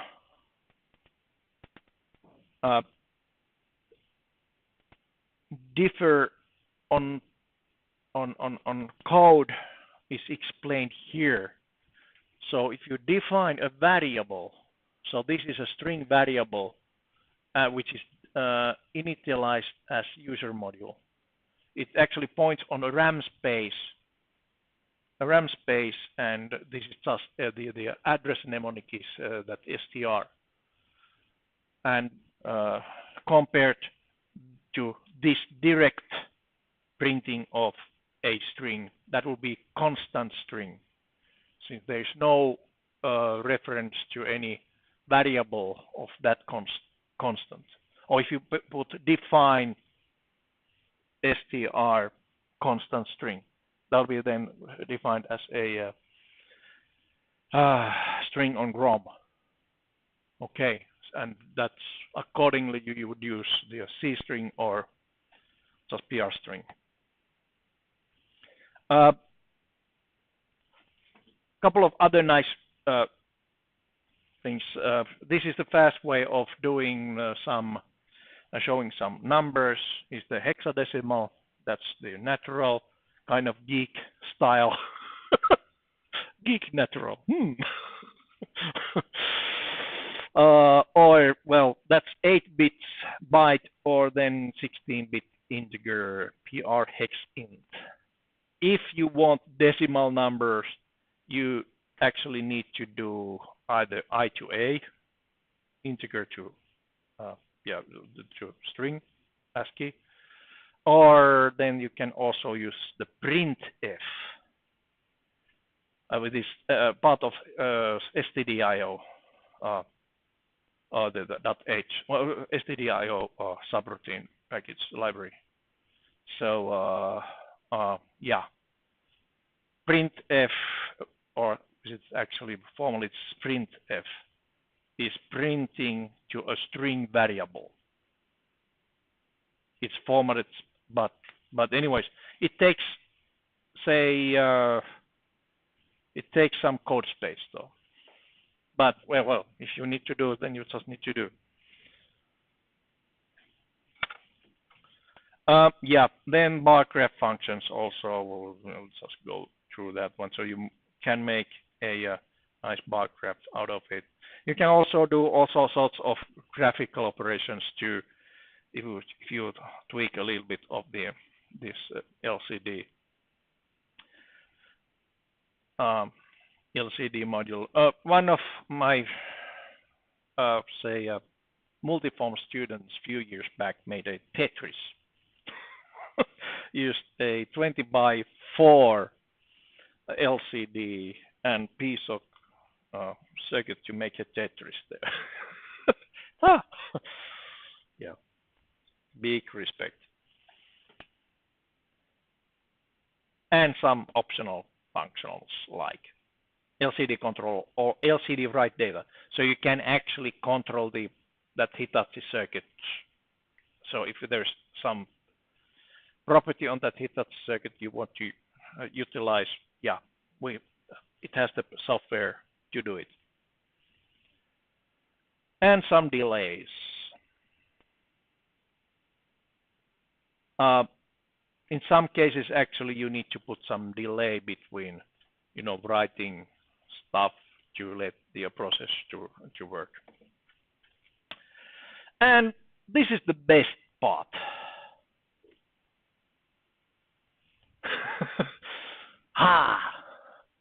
Well, that's IKEA kind of coding. Needs some assembly. But sample project written in C, and you just copy and paste that one and run it. We can do it. Yes. We have everything what is required to run this one. So we have this block. It's called LCD. It's on port 2, bar graph disabled. Works fine.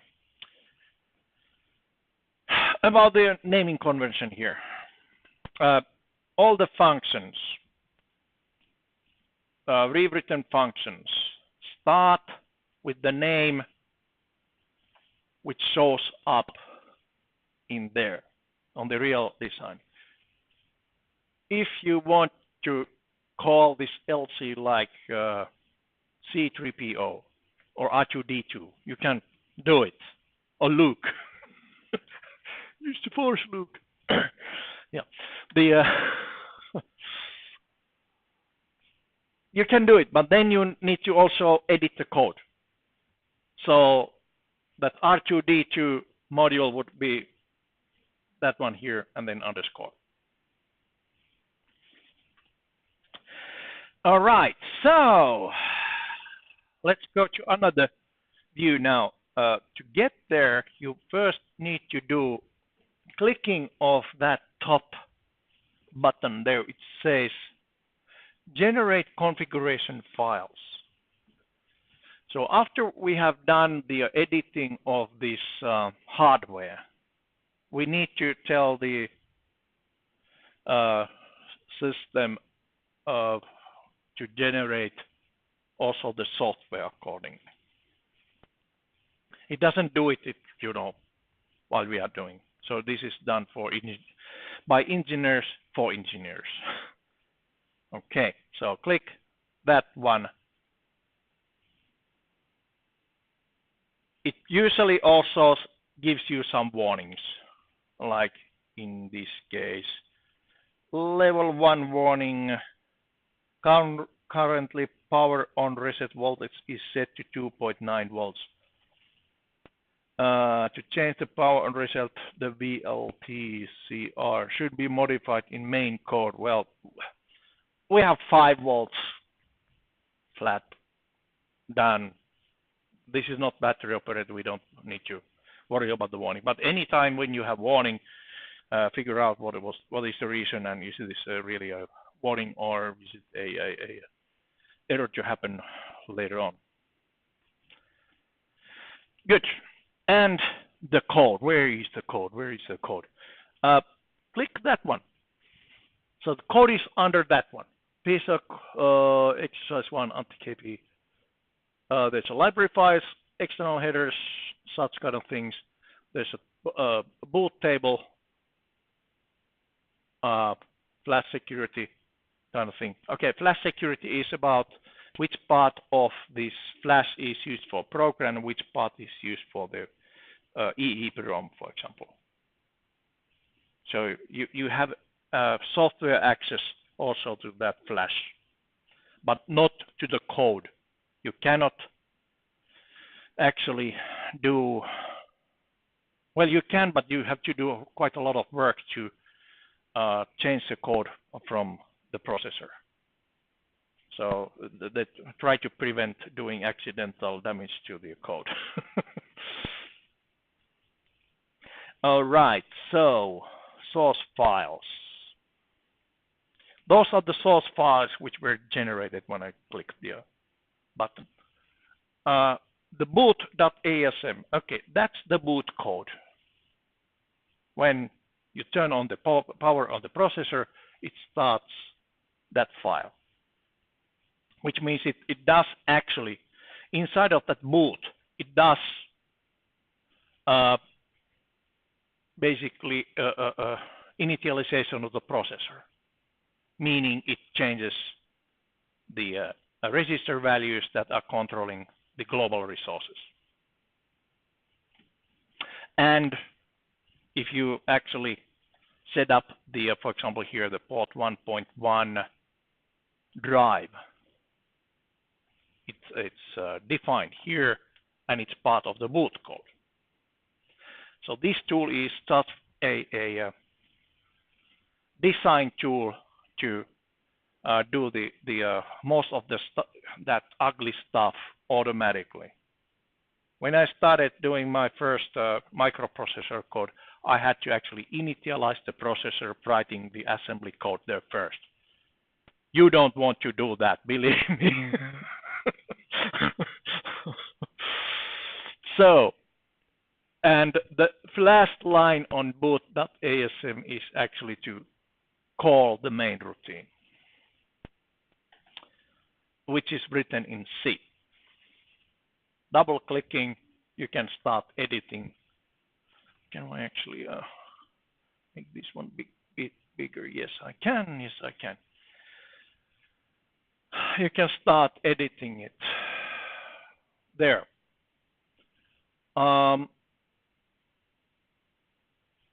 Yeah, so that's generated by the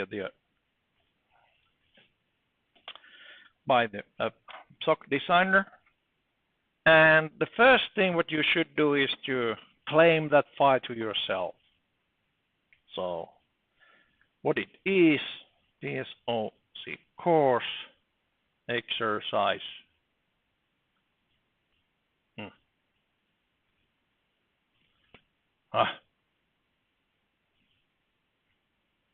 One. You're familiar with C programming language, right? Yeah. You thought that a little. Yeah. Well, we need only the fundamentals, like how to start the comment and how to call, and then basically the syntax. If you are familiar with the syntax, you will be fine on this course. We are not making big numbers of lines there, hopefully. And then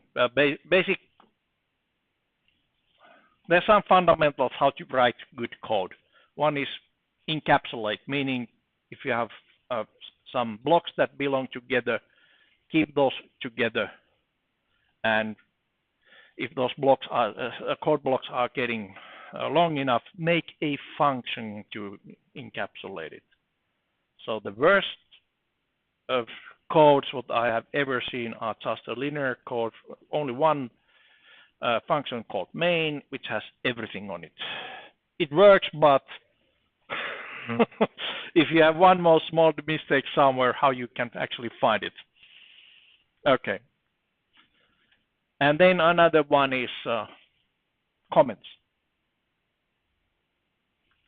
Comments. And in this case, also the author.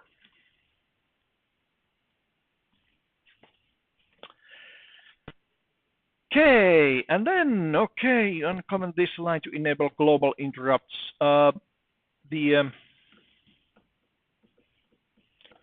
If a module actually requires the use of the global interrupts, then you just, remove those couple of things, easy. But now we should actually try the LCD code, and code sample is right here. Just to test. Copy paste. I hope that you know how to do copy paste, right?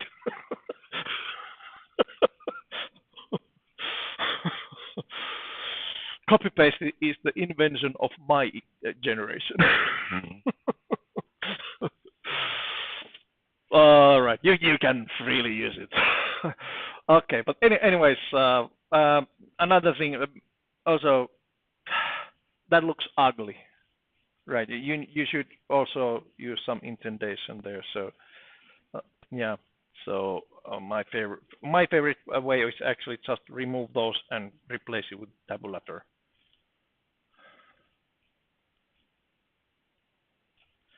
Make the code look nice and tidy. It's easier to read that way. Okay.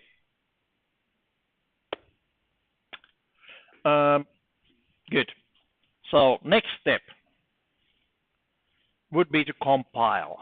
But on the other hand, my favorite place is to just click the generate build. So it actually generates all the files over again, and this also builds that one. So it doesn't hurt to do the generation. These are fast computers. This is not the computer what your grandfather used. All right, and it does do some output. Oh, wow! 0 errors, 0 warnings. At least the code is okay. And now, what we need to do on the hardware, connect the LCD. There's the connector for it. Make sure that it lines right. It's easy to make one pin offset, then it doesn't work anymore. So something like that. Then you would need the programmer. C. Mini USB. Wow. And you know what to do with the other end.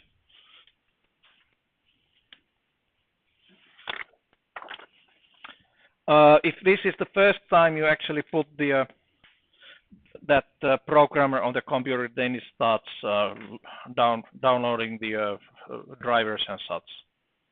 So it takes a couple of minutes. But in this case, I have used these devices already quite plenty of times, so it already shows the green light. When that is ready, there's only one place you can stick it here. There's a connector, white connector on the bottom.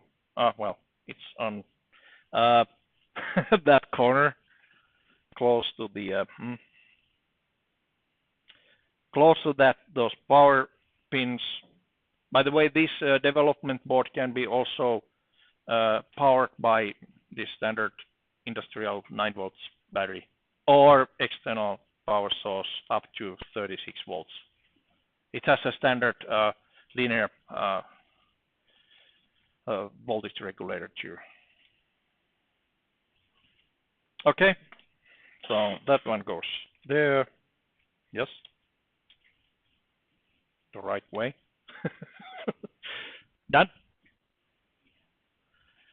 Okay, so the programming, it's on the PSoC Designer and the program. Program path, Control F10. Click. All right. At this moment, actually, it can actually start updating the firmware of this programmer. All right.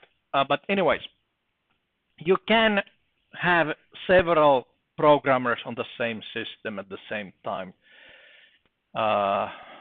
So then sometimes if you have that kind of case, you can have actually several of these together when you are doing a bigger project, a multiprocessor project.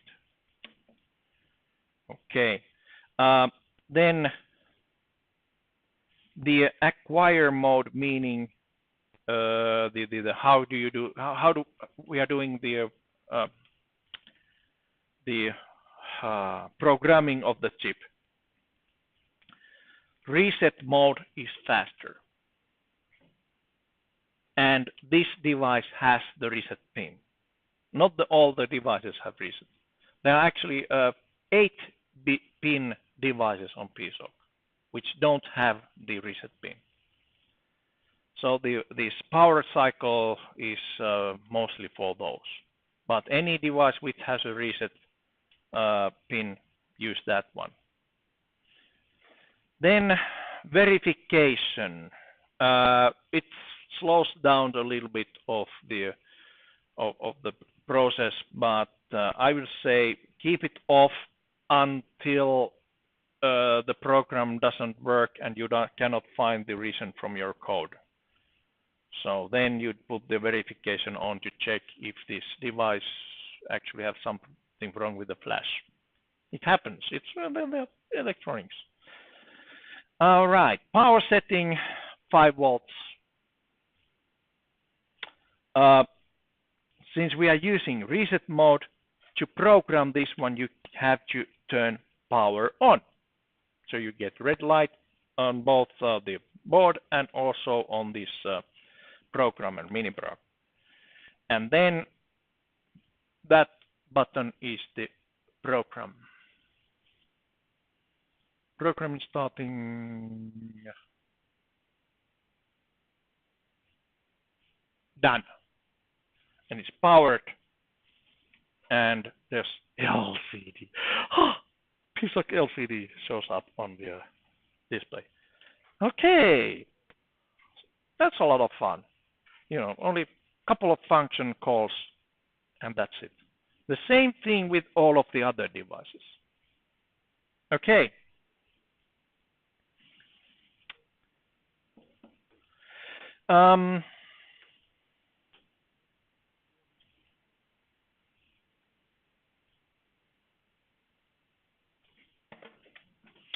So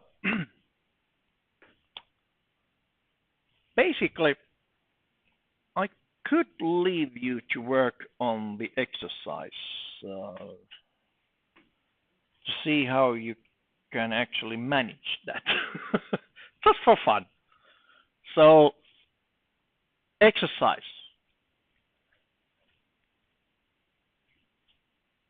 Where do I have my exercise? So in here, that's exercise 1. What you need to do on the exercise 1, well, you have done more or less the task 1, follow the leader. Fun game. And if you want to make your own notes, well, you make your own personal copy, your Google Drive. Then, okay, add a LED into your design. LED module connected to port 1.0, port 1 with 0 meaning, and make the LED high active. So basically, there are these LEDs in here. They are disconnected. They have just the resistor on it, the current limiting resistor. And Oh, okay, I can show you. Then you need some wires.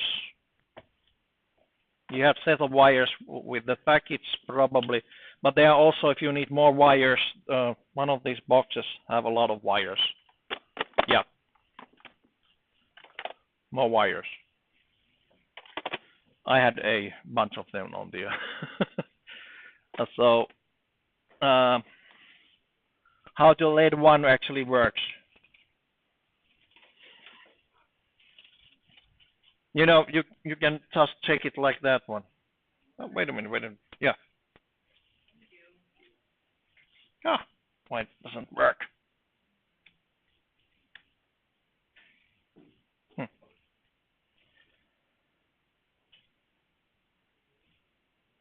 Yep, it works by connecting the wires. Your task is actually to connect port 1.0, which is on the corner there, and connect to any of those LEDs. I think it was LED 1, the physical LED 1. Was it that pin? And make the software so that this one blinks. So port 1.0 is right there, and connect that one to LED 1. Physical connection. Yes, your question.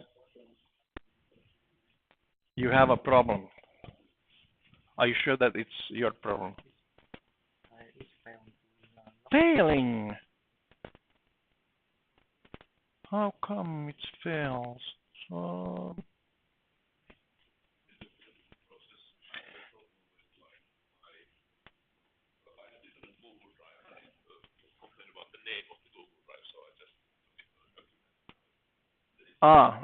okay, yeah. Are you working on local disk here? Probably. And that's on. Yeah, okay. That's good. Go to the close that one. Go to the chip level design.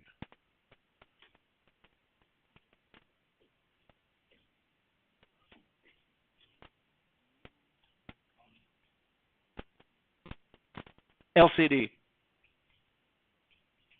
is on port 2. Yes, port 2. Okay, so now software, hardware.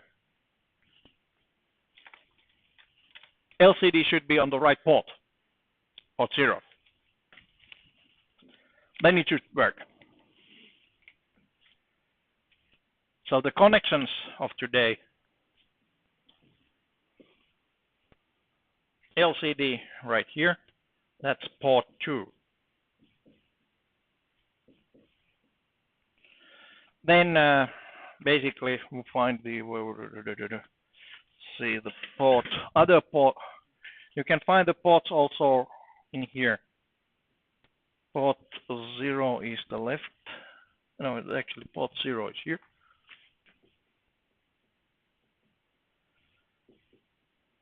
Port 1, port 2 is also here, but you don't use it. It's already there. Then I think the port 1.0 is on this corner, but make you check it from your design. Yeah, good.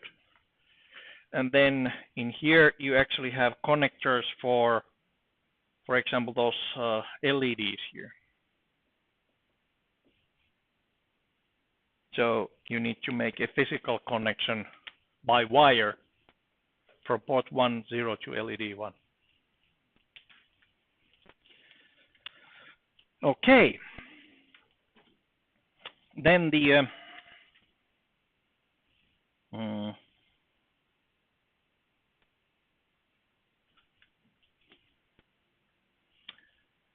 and then you need the SleepTimer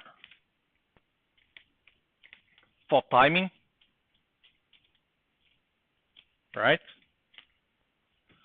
That's a software kind of nice module. It uses the global resources. Then you need the LED. How many LEDs we have? Only one on this design. You can rename it.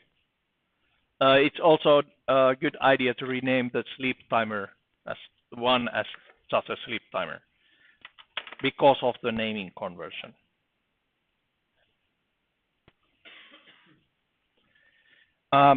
Okay, tick counter means how big number you can use for the reference number, how many the SleepTimer ticks you actually wait. All right. LED 1. Here, of course, you also need to put the parameters. Which port? Which pin? What drive? Okay, active low means that you're, yes. So active low would be, you have the this kind of connection for active low. So you pull it, then this draws current which lights the LED. But we have active high LEDs on that board. Good.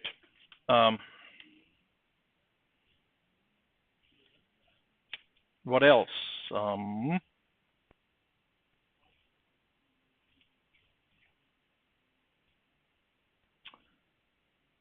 LED SleepTimer. Pin input. This I need to show you.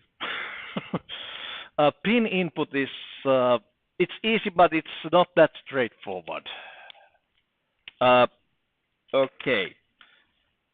So basically configure 1.1 as digital input with the pull down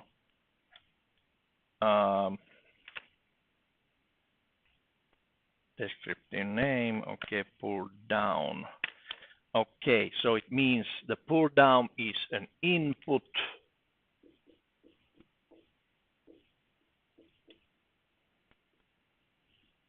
Okay, so this is the processor inside, and there's a pull down resistor here inside, which is a good idea, since then you can have just a switch here to plus VCC.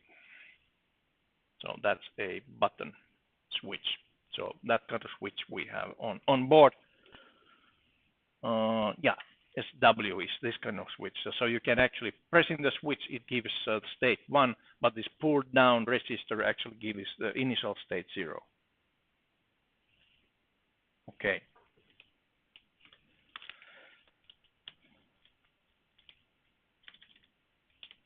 All right, although these are quite nice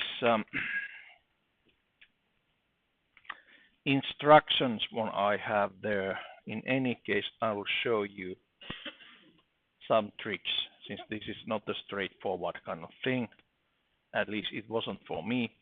So I have a port 1.1. I would okay.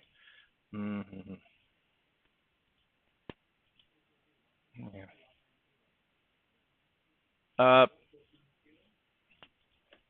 What did I have in my exercise sheet?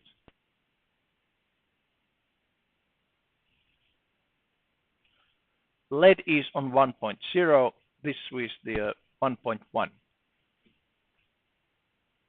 on the instructions. Follow the instructions, not what I'm doing here. Okay. Just for fun, I've used some other pin. I use 1.4. So actually, I can change the value here. So it's standard CPU, but it is a pull down kind of input. With the descriptive name, I call it button.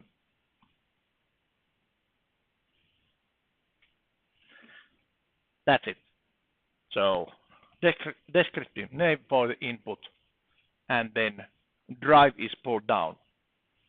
The other way around would be to have this pin as high Z and have external pull down resistor. This is more efficient. It doesn't take any resources either. Okay, so now I have the button somewhere.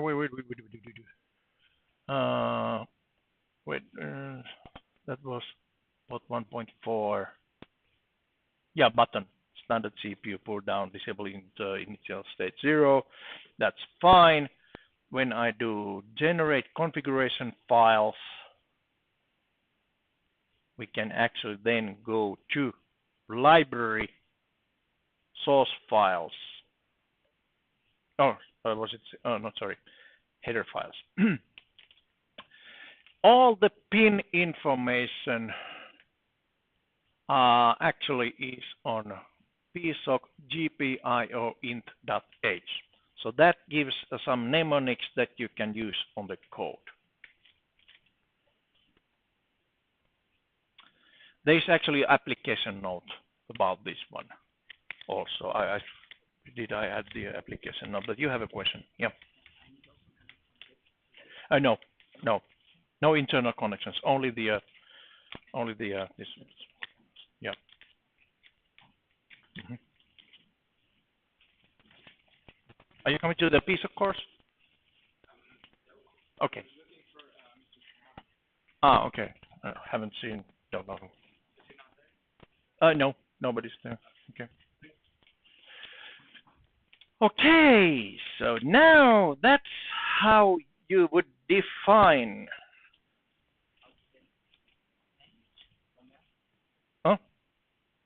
Open the external headers. Hey, wait a minute. You first need to click that one. Generate. And then not library, actually. Yeah. Library. Library header files. Yeah, PSoC GPIO.int.h. That one. Okay. So these are actually just the mnemonics of of those resources what we are using. I have defined this output H and input H ports. Everything is now actually on that file too. Let's go. But the latest one was this button. So all the button definitions are right here. You can actually access those ports also from this say global what are those called? The mnemonics for those ports directly. So I could actually use port 1.4 kind of register names also here. But this is more efficient way, because if you change your mind on which pin it is, you just change the parameterization of the pin. You don't need to touch the code. So changing the pin, then afterwards it's just new parameters, but the code remains the same. So that's why we are using these mnemonics instead. As you can see, those I/O ports are, well, those addresses are actually only to the I/O port address space. So this port input values, what the port actually reads is saved on this button data ADDR register. And that register is, okay, let me go through that one. So that's the variable.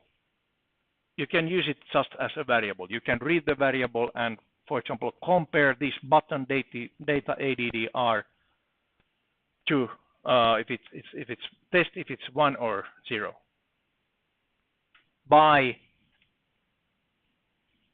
using this mask. So byte data ADDR and button mask would give you the value true or false based on if there's anything on input or not. This here is pragma statement. Are you familiar with the pragma statements?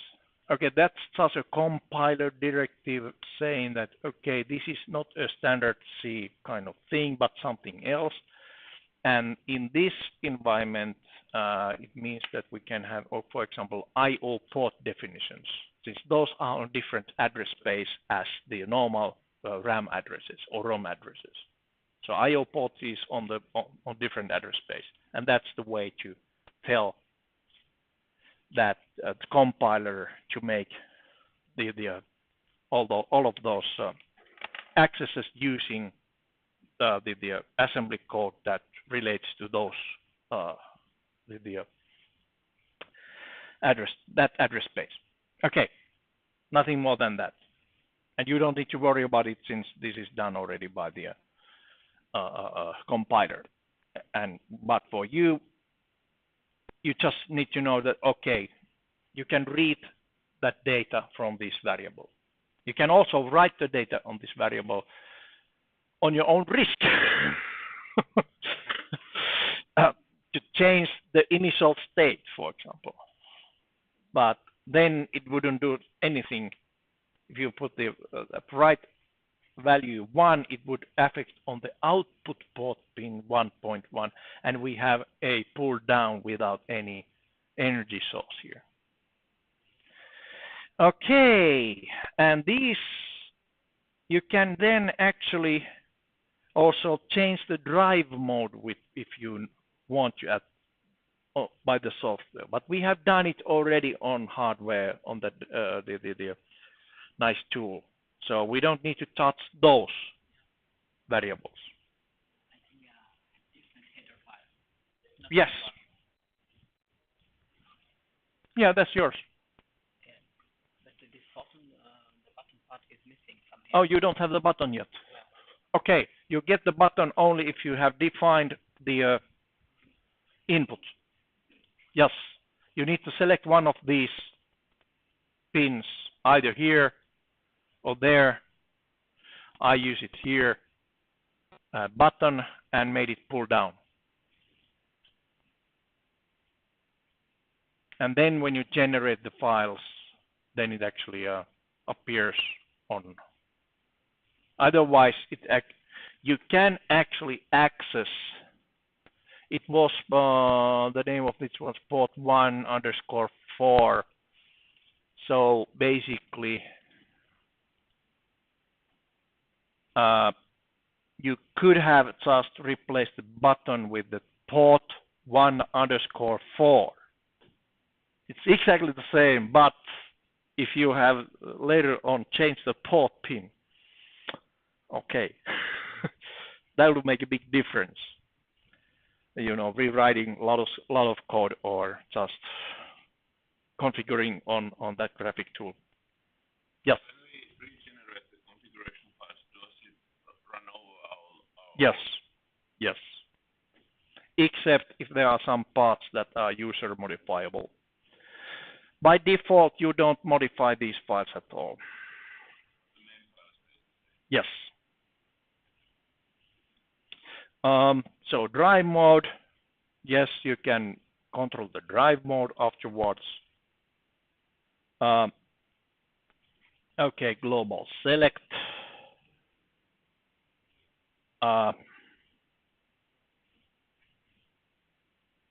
I don't remember what that was. But anyways, interrupt control. So remember there were 4 different ways to do the interrupt, either no interrupt, falling edge, rising edge, or the change from read. So actually they relate exactly to those 2 bits. Those registers themselves, they are 8 bits. Okay. And only 1 bit is for this pin.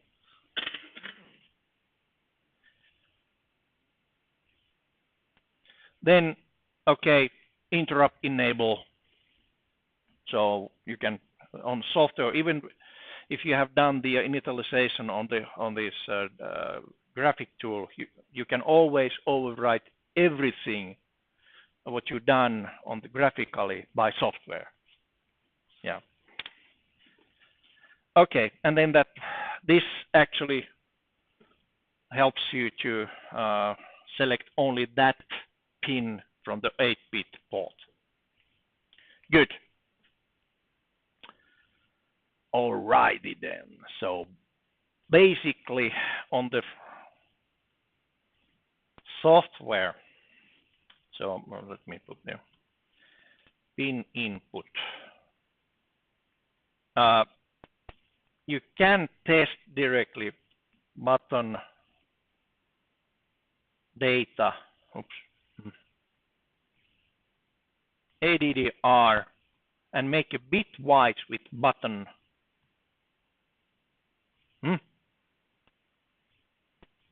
mask.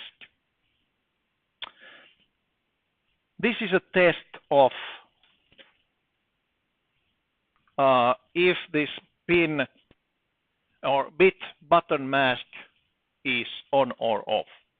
That's how you check it. This one is true only if there's a state 1 on this pin. Okay.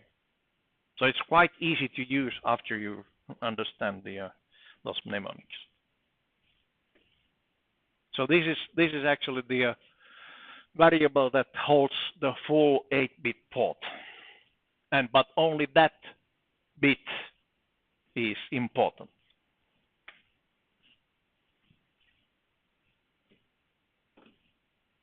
Testing just the button data ADDR in our case actually will result always 1, because that's usually the say floating state of high Z input.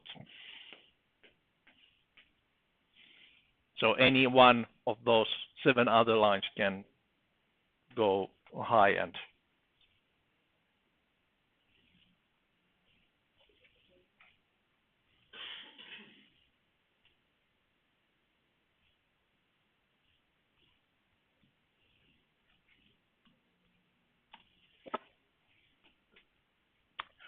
Okay, so that's how you test the pin input. Good. LED basically works similar to the LCD. On off, read the instructions or the data sheet of that one. And let's see, the SleepTimer. There's excellent example on SleepTimer on the data sheet, how it works. And basically, if you call the code sample on SleepTimer, it gives you the how to use it. So yes, this one uses interrupts, meaning that you have to enable any function or module must be started before you can use it. The starting usually also initializes the module. Starts and initializes.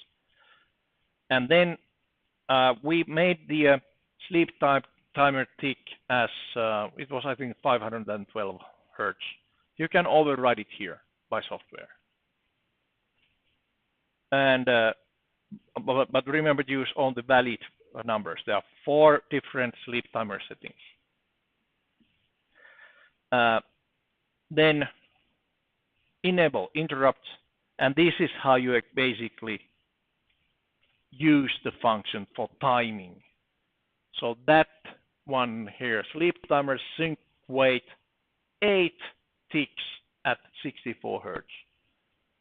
So basically this one would make it sleep for 8 of these sleep timer ticks. So if the sleep timer would be set to 8 Hertz, then it would wait for 1 second.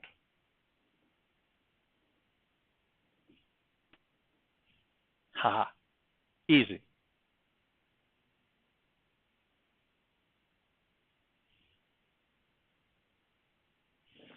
All right. So, I will give you one more hint for the software. So this was just to test if the LCD works. Do all of those tasks one by one. So don't try to do everything at the once.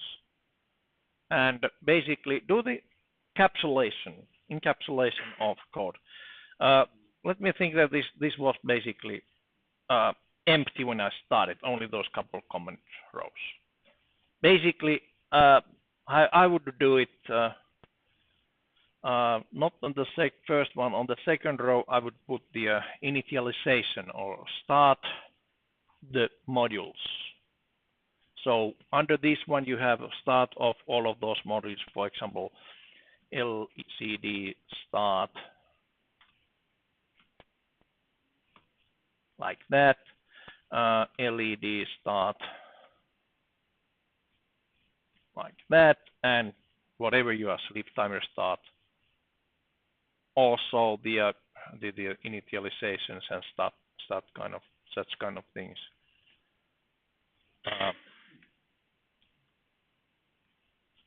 After you have started the modules, you could actually do the set up the interrupts on this section, and basically then you might have some debugging like test LCD, just print something on the LCD.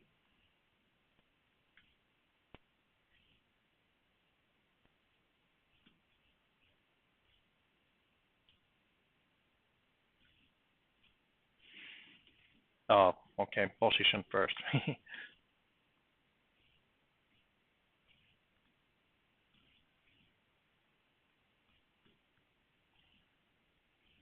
Okay, then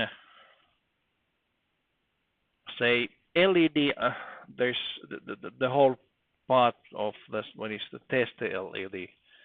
So maybe you can actually just put there value 1 to put it light on or something like that, test. And then, okay, most of the time these programs on microcontrollers, all of the microcontroller programs actually have loop forever somewhere. So if it's designed to do only once, then basically when you have a reset button and it does whatever it's needed and does it only once, and what after that, it usually just goes into forever loop doing nothing. But most of the cases, it's the process is circular, so it goes on the beginning after it finishes the stuff. So at some point you have the this working loop. I call it actually this is the my operating system. While one, and then whatever is there. So there is actually a forever loop, which is your operating system. Oops.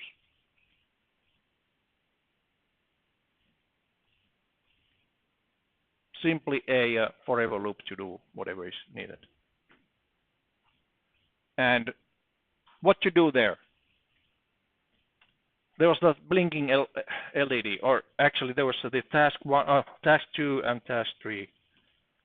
Task 2 kind of thing. Task 3 kind of thing. Was the task 4? What was the task 4 actually? LCD pin input.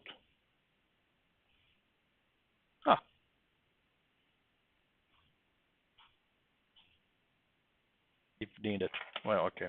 But anyways, encapsulate this somehow that it makes more sense.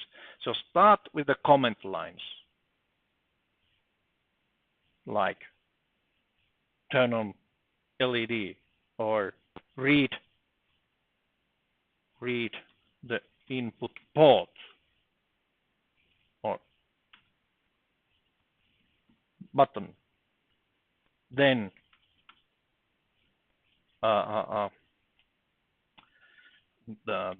we'll just turn LED on or off, update LCD value, print out, and then maybe sleep 4.5 sec. Okay, so idea would be to first write the idea of your code as comments, and then you start filling in the comments. At the same time, you get also documentation of the code. So documentation first, what you are intending to do, what this program should do, and that gives you the good foundation for making even bigger programs. There, good. Any questions? So what is the deadline for the first exercise is probably the first question. Saturday afternoon. This week, Saturday afternoon. I want your first exercise before I leave. Just in case, there are some, small things there, here and there, small details. I want to give you the first feedback before I leave. So, yeah. So I have given you now enough of information so that you can survive the first exercise.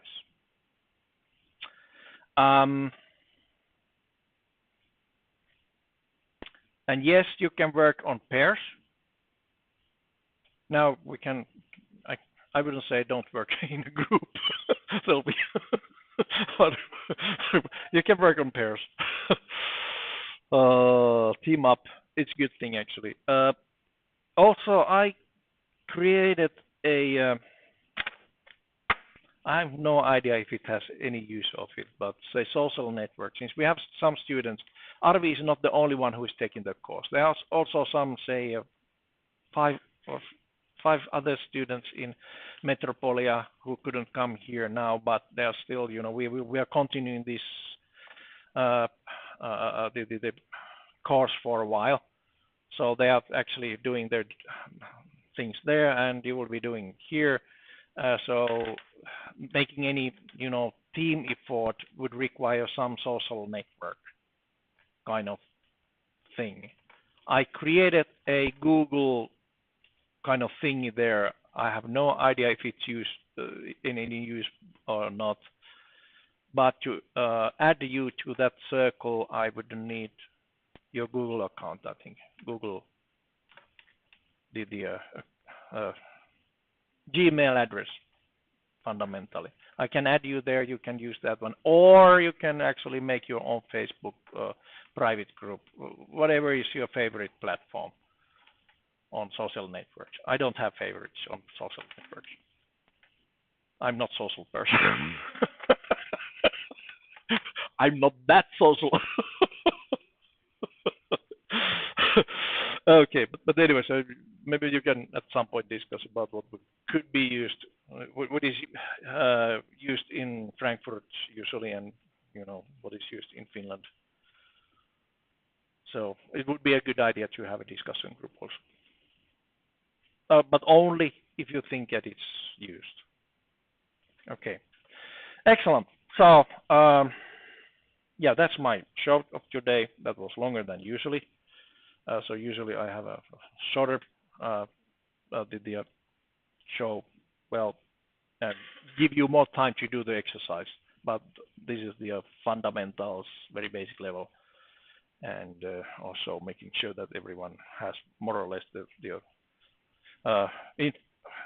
required information to survive the first exercise. Okay, yeah, I'll do some update of the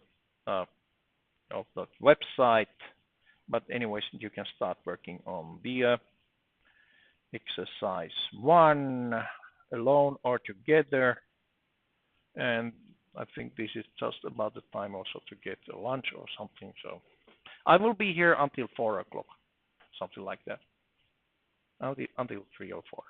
I have no idea. I have nothing else to do here. Okay, good.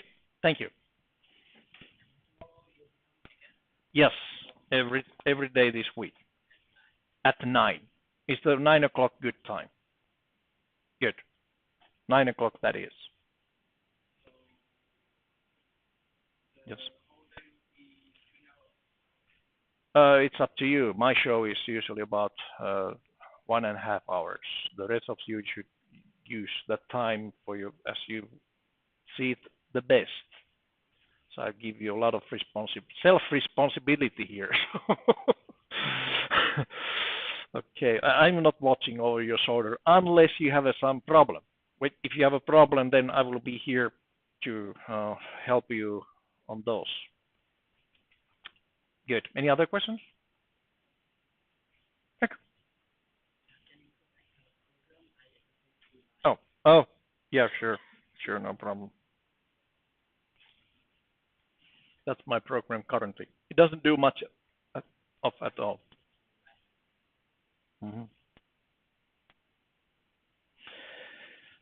Okay, so yeah, one more question. Yes.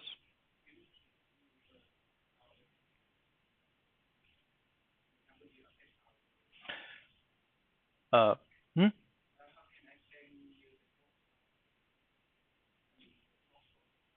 Yeah, okay. Yeah, I will show you. So first, go and find your working directory. That's where you start. I think I have my own. Let's see. Usually it's on documents. I have the PSoC Designer projects file and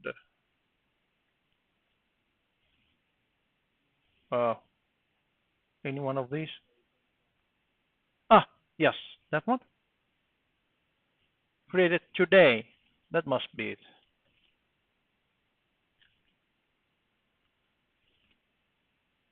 No, that's not it. Where is that project file? Today's 7th, right? No, it's... Oh, 4th. Okay. Yeah, 2017. Date modified. Let's put it on the other. Okay. That one. PSoC EX1 anti-KP. Yeah. So, make a zip of that one.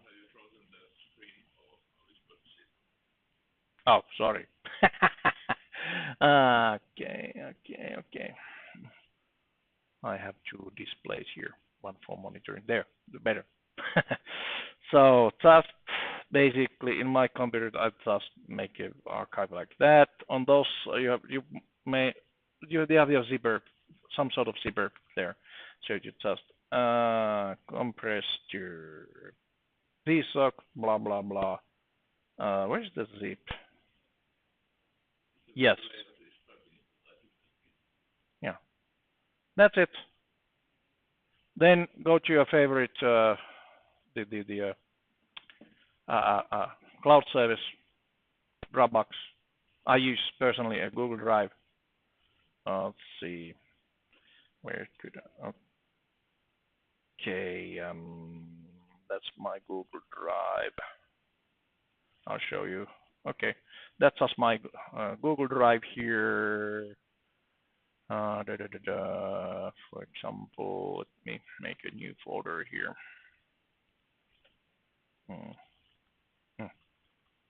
Fullbar is a nice name. And drag and drop. Uploading. To be able to actually share it, click the sharing settings. Get shareable link is not enough. You have to also turn on the link. And this is not enough either. You need to actually go to sharing settings and make sure that anyone with the link actually, in my case, I'm using the Metropolia Google account. It means organizational. I had to separately select allow external access. Done. Okay, now, well, the link. Get shareable link. Yeah, link copy to clipboard. And that's the link what you put there. If you want to make sure that it's okay, it opens okay, send that link to your friend, and he should be also able to open it. Yeah, yeah, or then have a incognito window to check it. Yeah. Yes. Let's see. On the project, the link to the report would be the similar, but you would do the Google site for that one. So for the exercise, you have this is the most important part. Let me see what I'm expecting there. Yeah, report. Project files is the report. Yeah, link to your project files and link to your main.c. You know, yeah.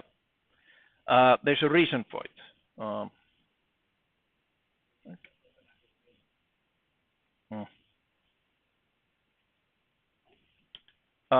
The reason is actually this is my favorite way of doing it. I copy and then go to the Google Drive again. Yes. Where's this full bar?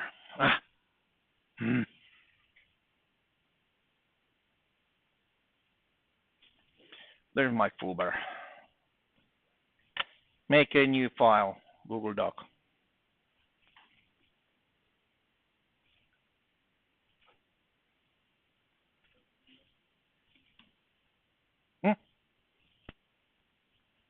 For example, like that.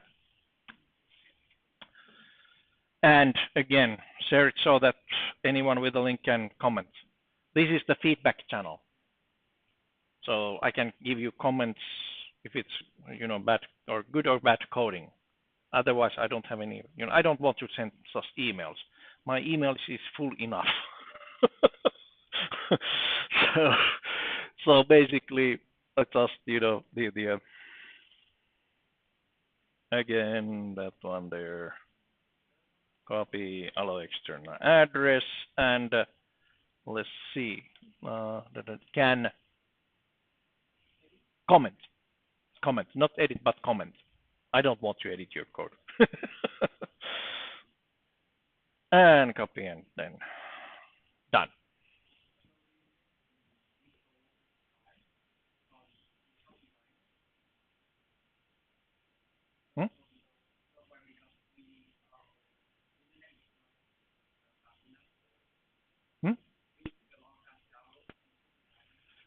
Well, if you start, well, it depends. It's something like a few hundred megabytes, depending. It depending on the total load of the networks what you are using. It depends.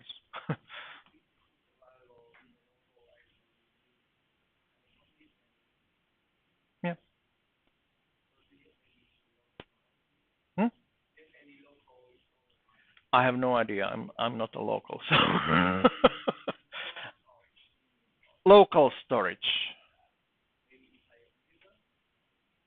Maybe. I don't know. Okay. Do you have the installation files? You actually downloaded those yesterday. You just need the memory stick. That's the fastest way of transferring, few hundred megabytes in a few seconds. Yes.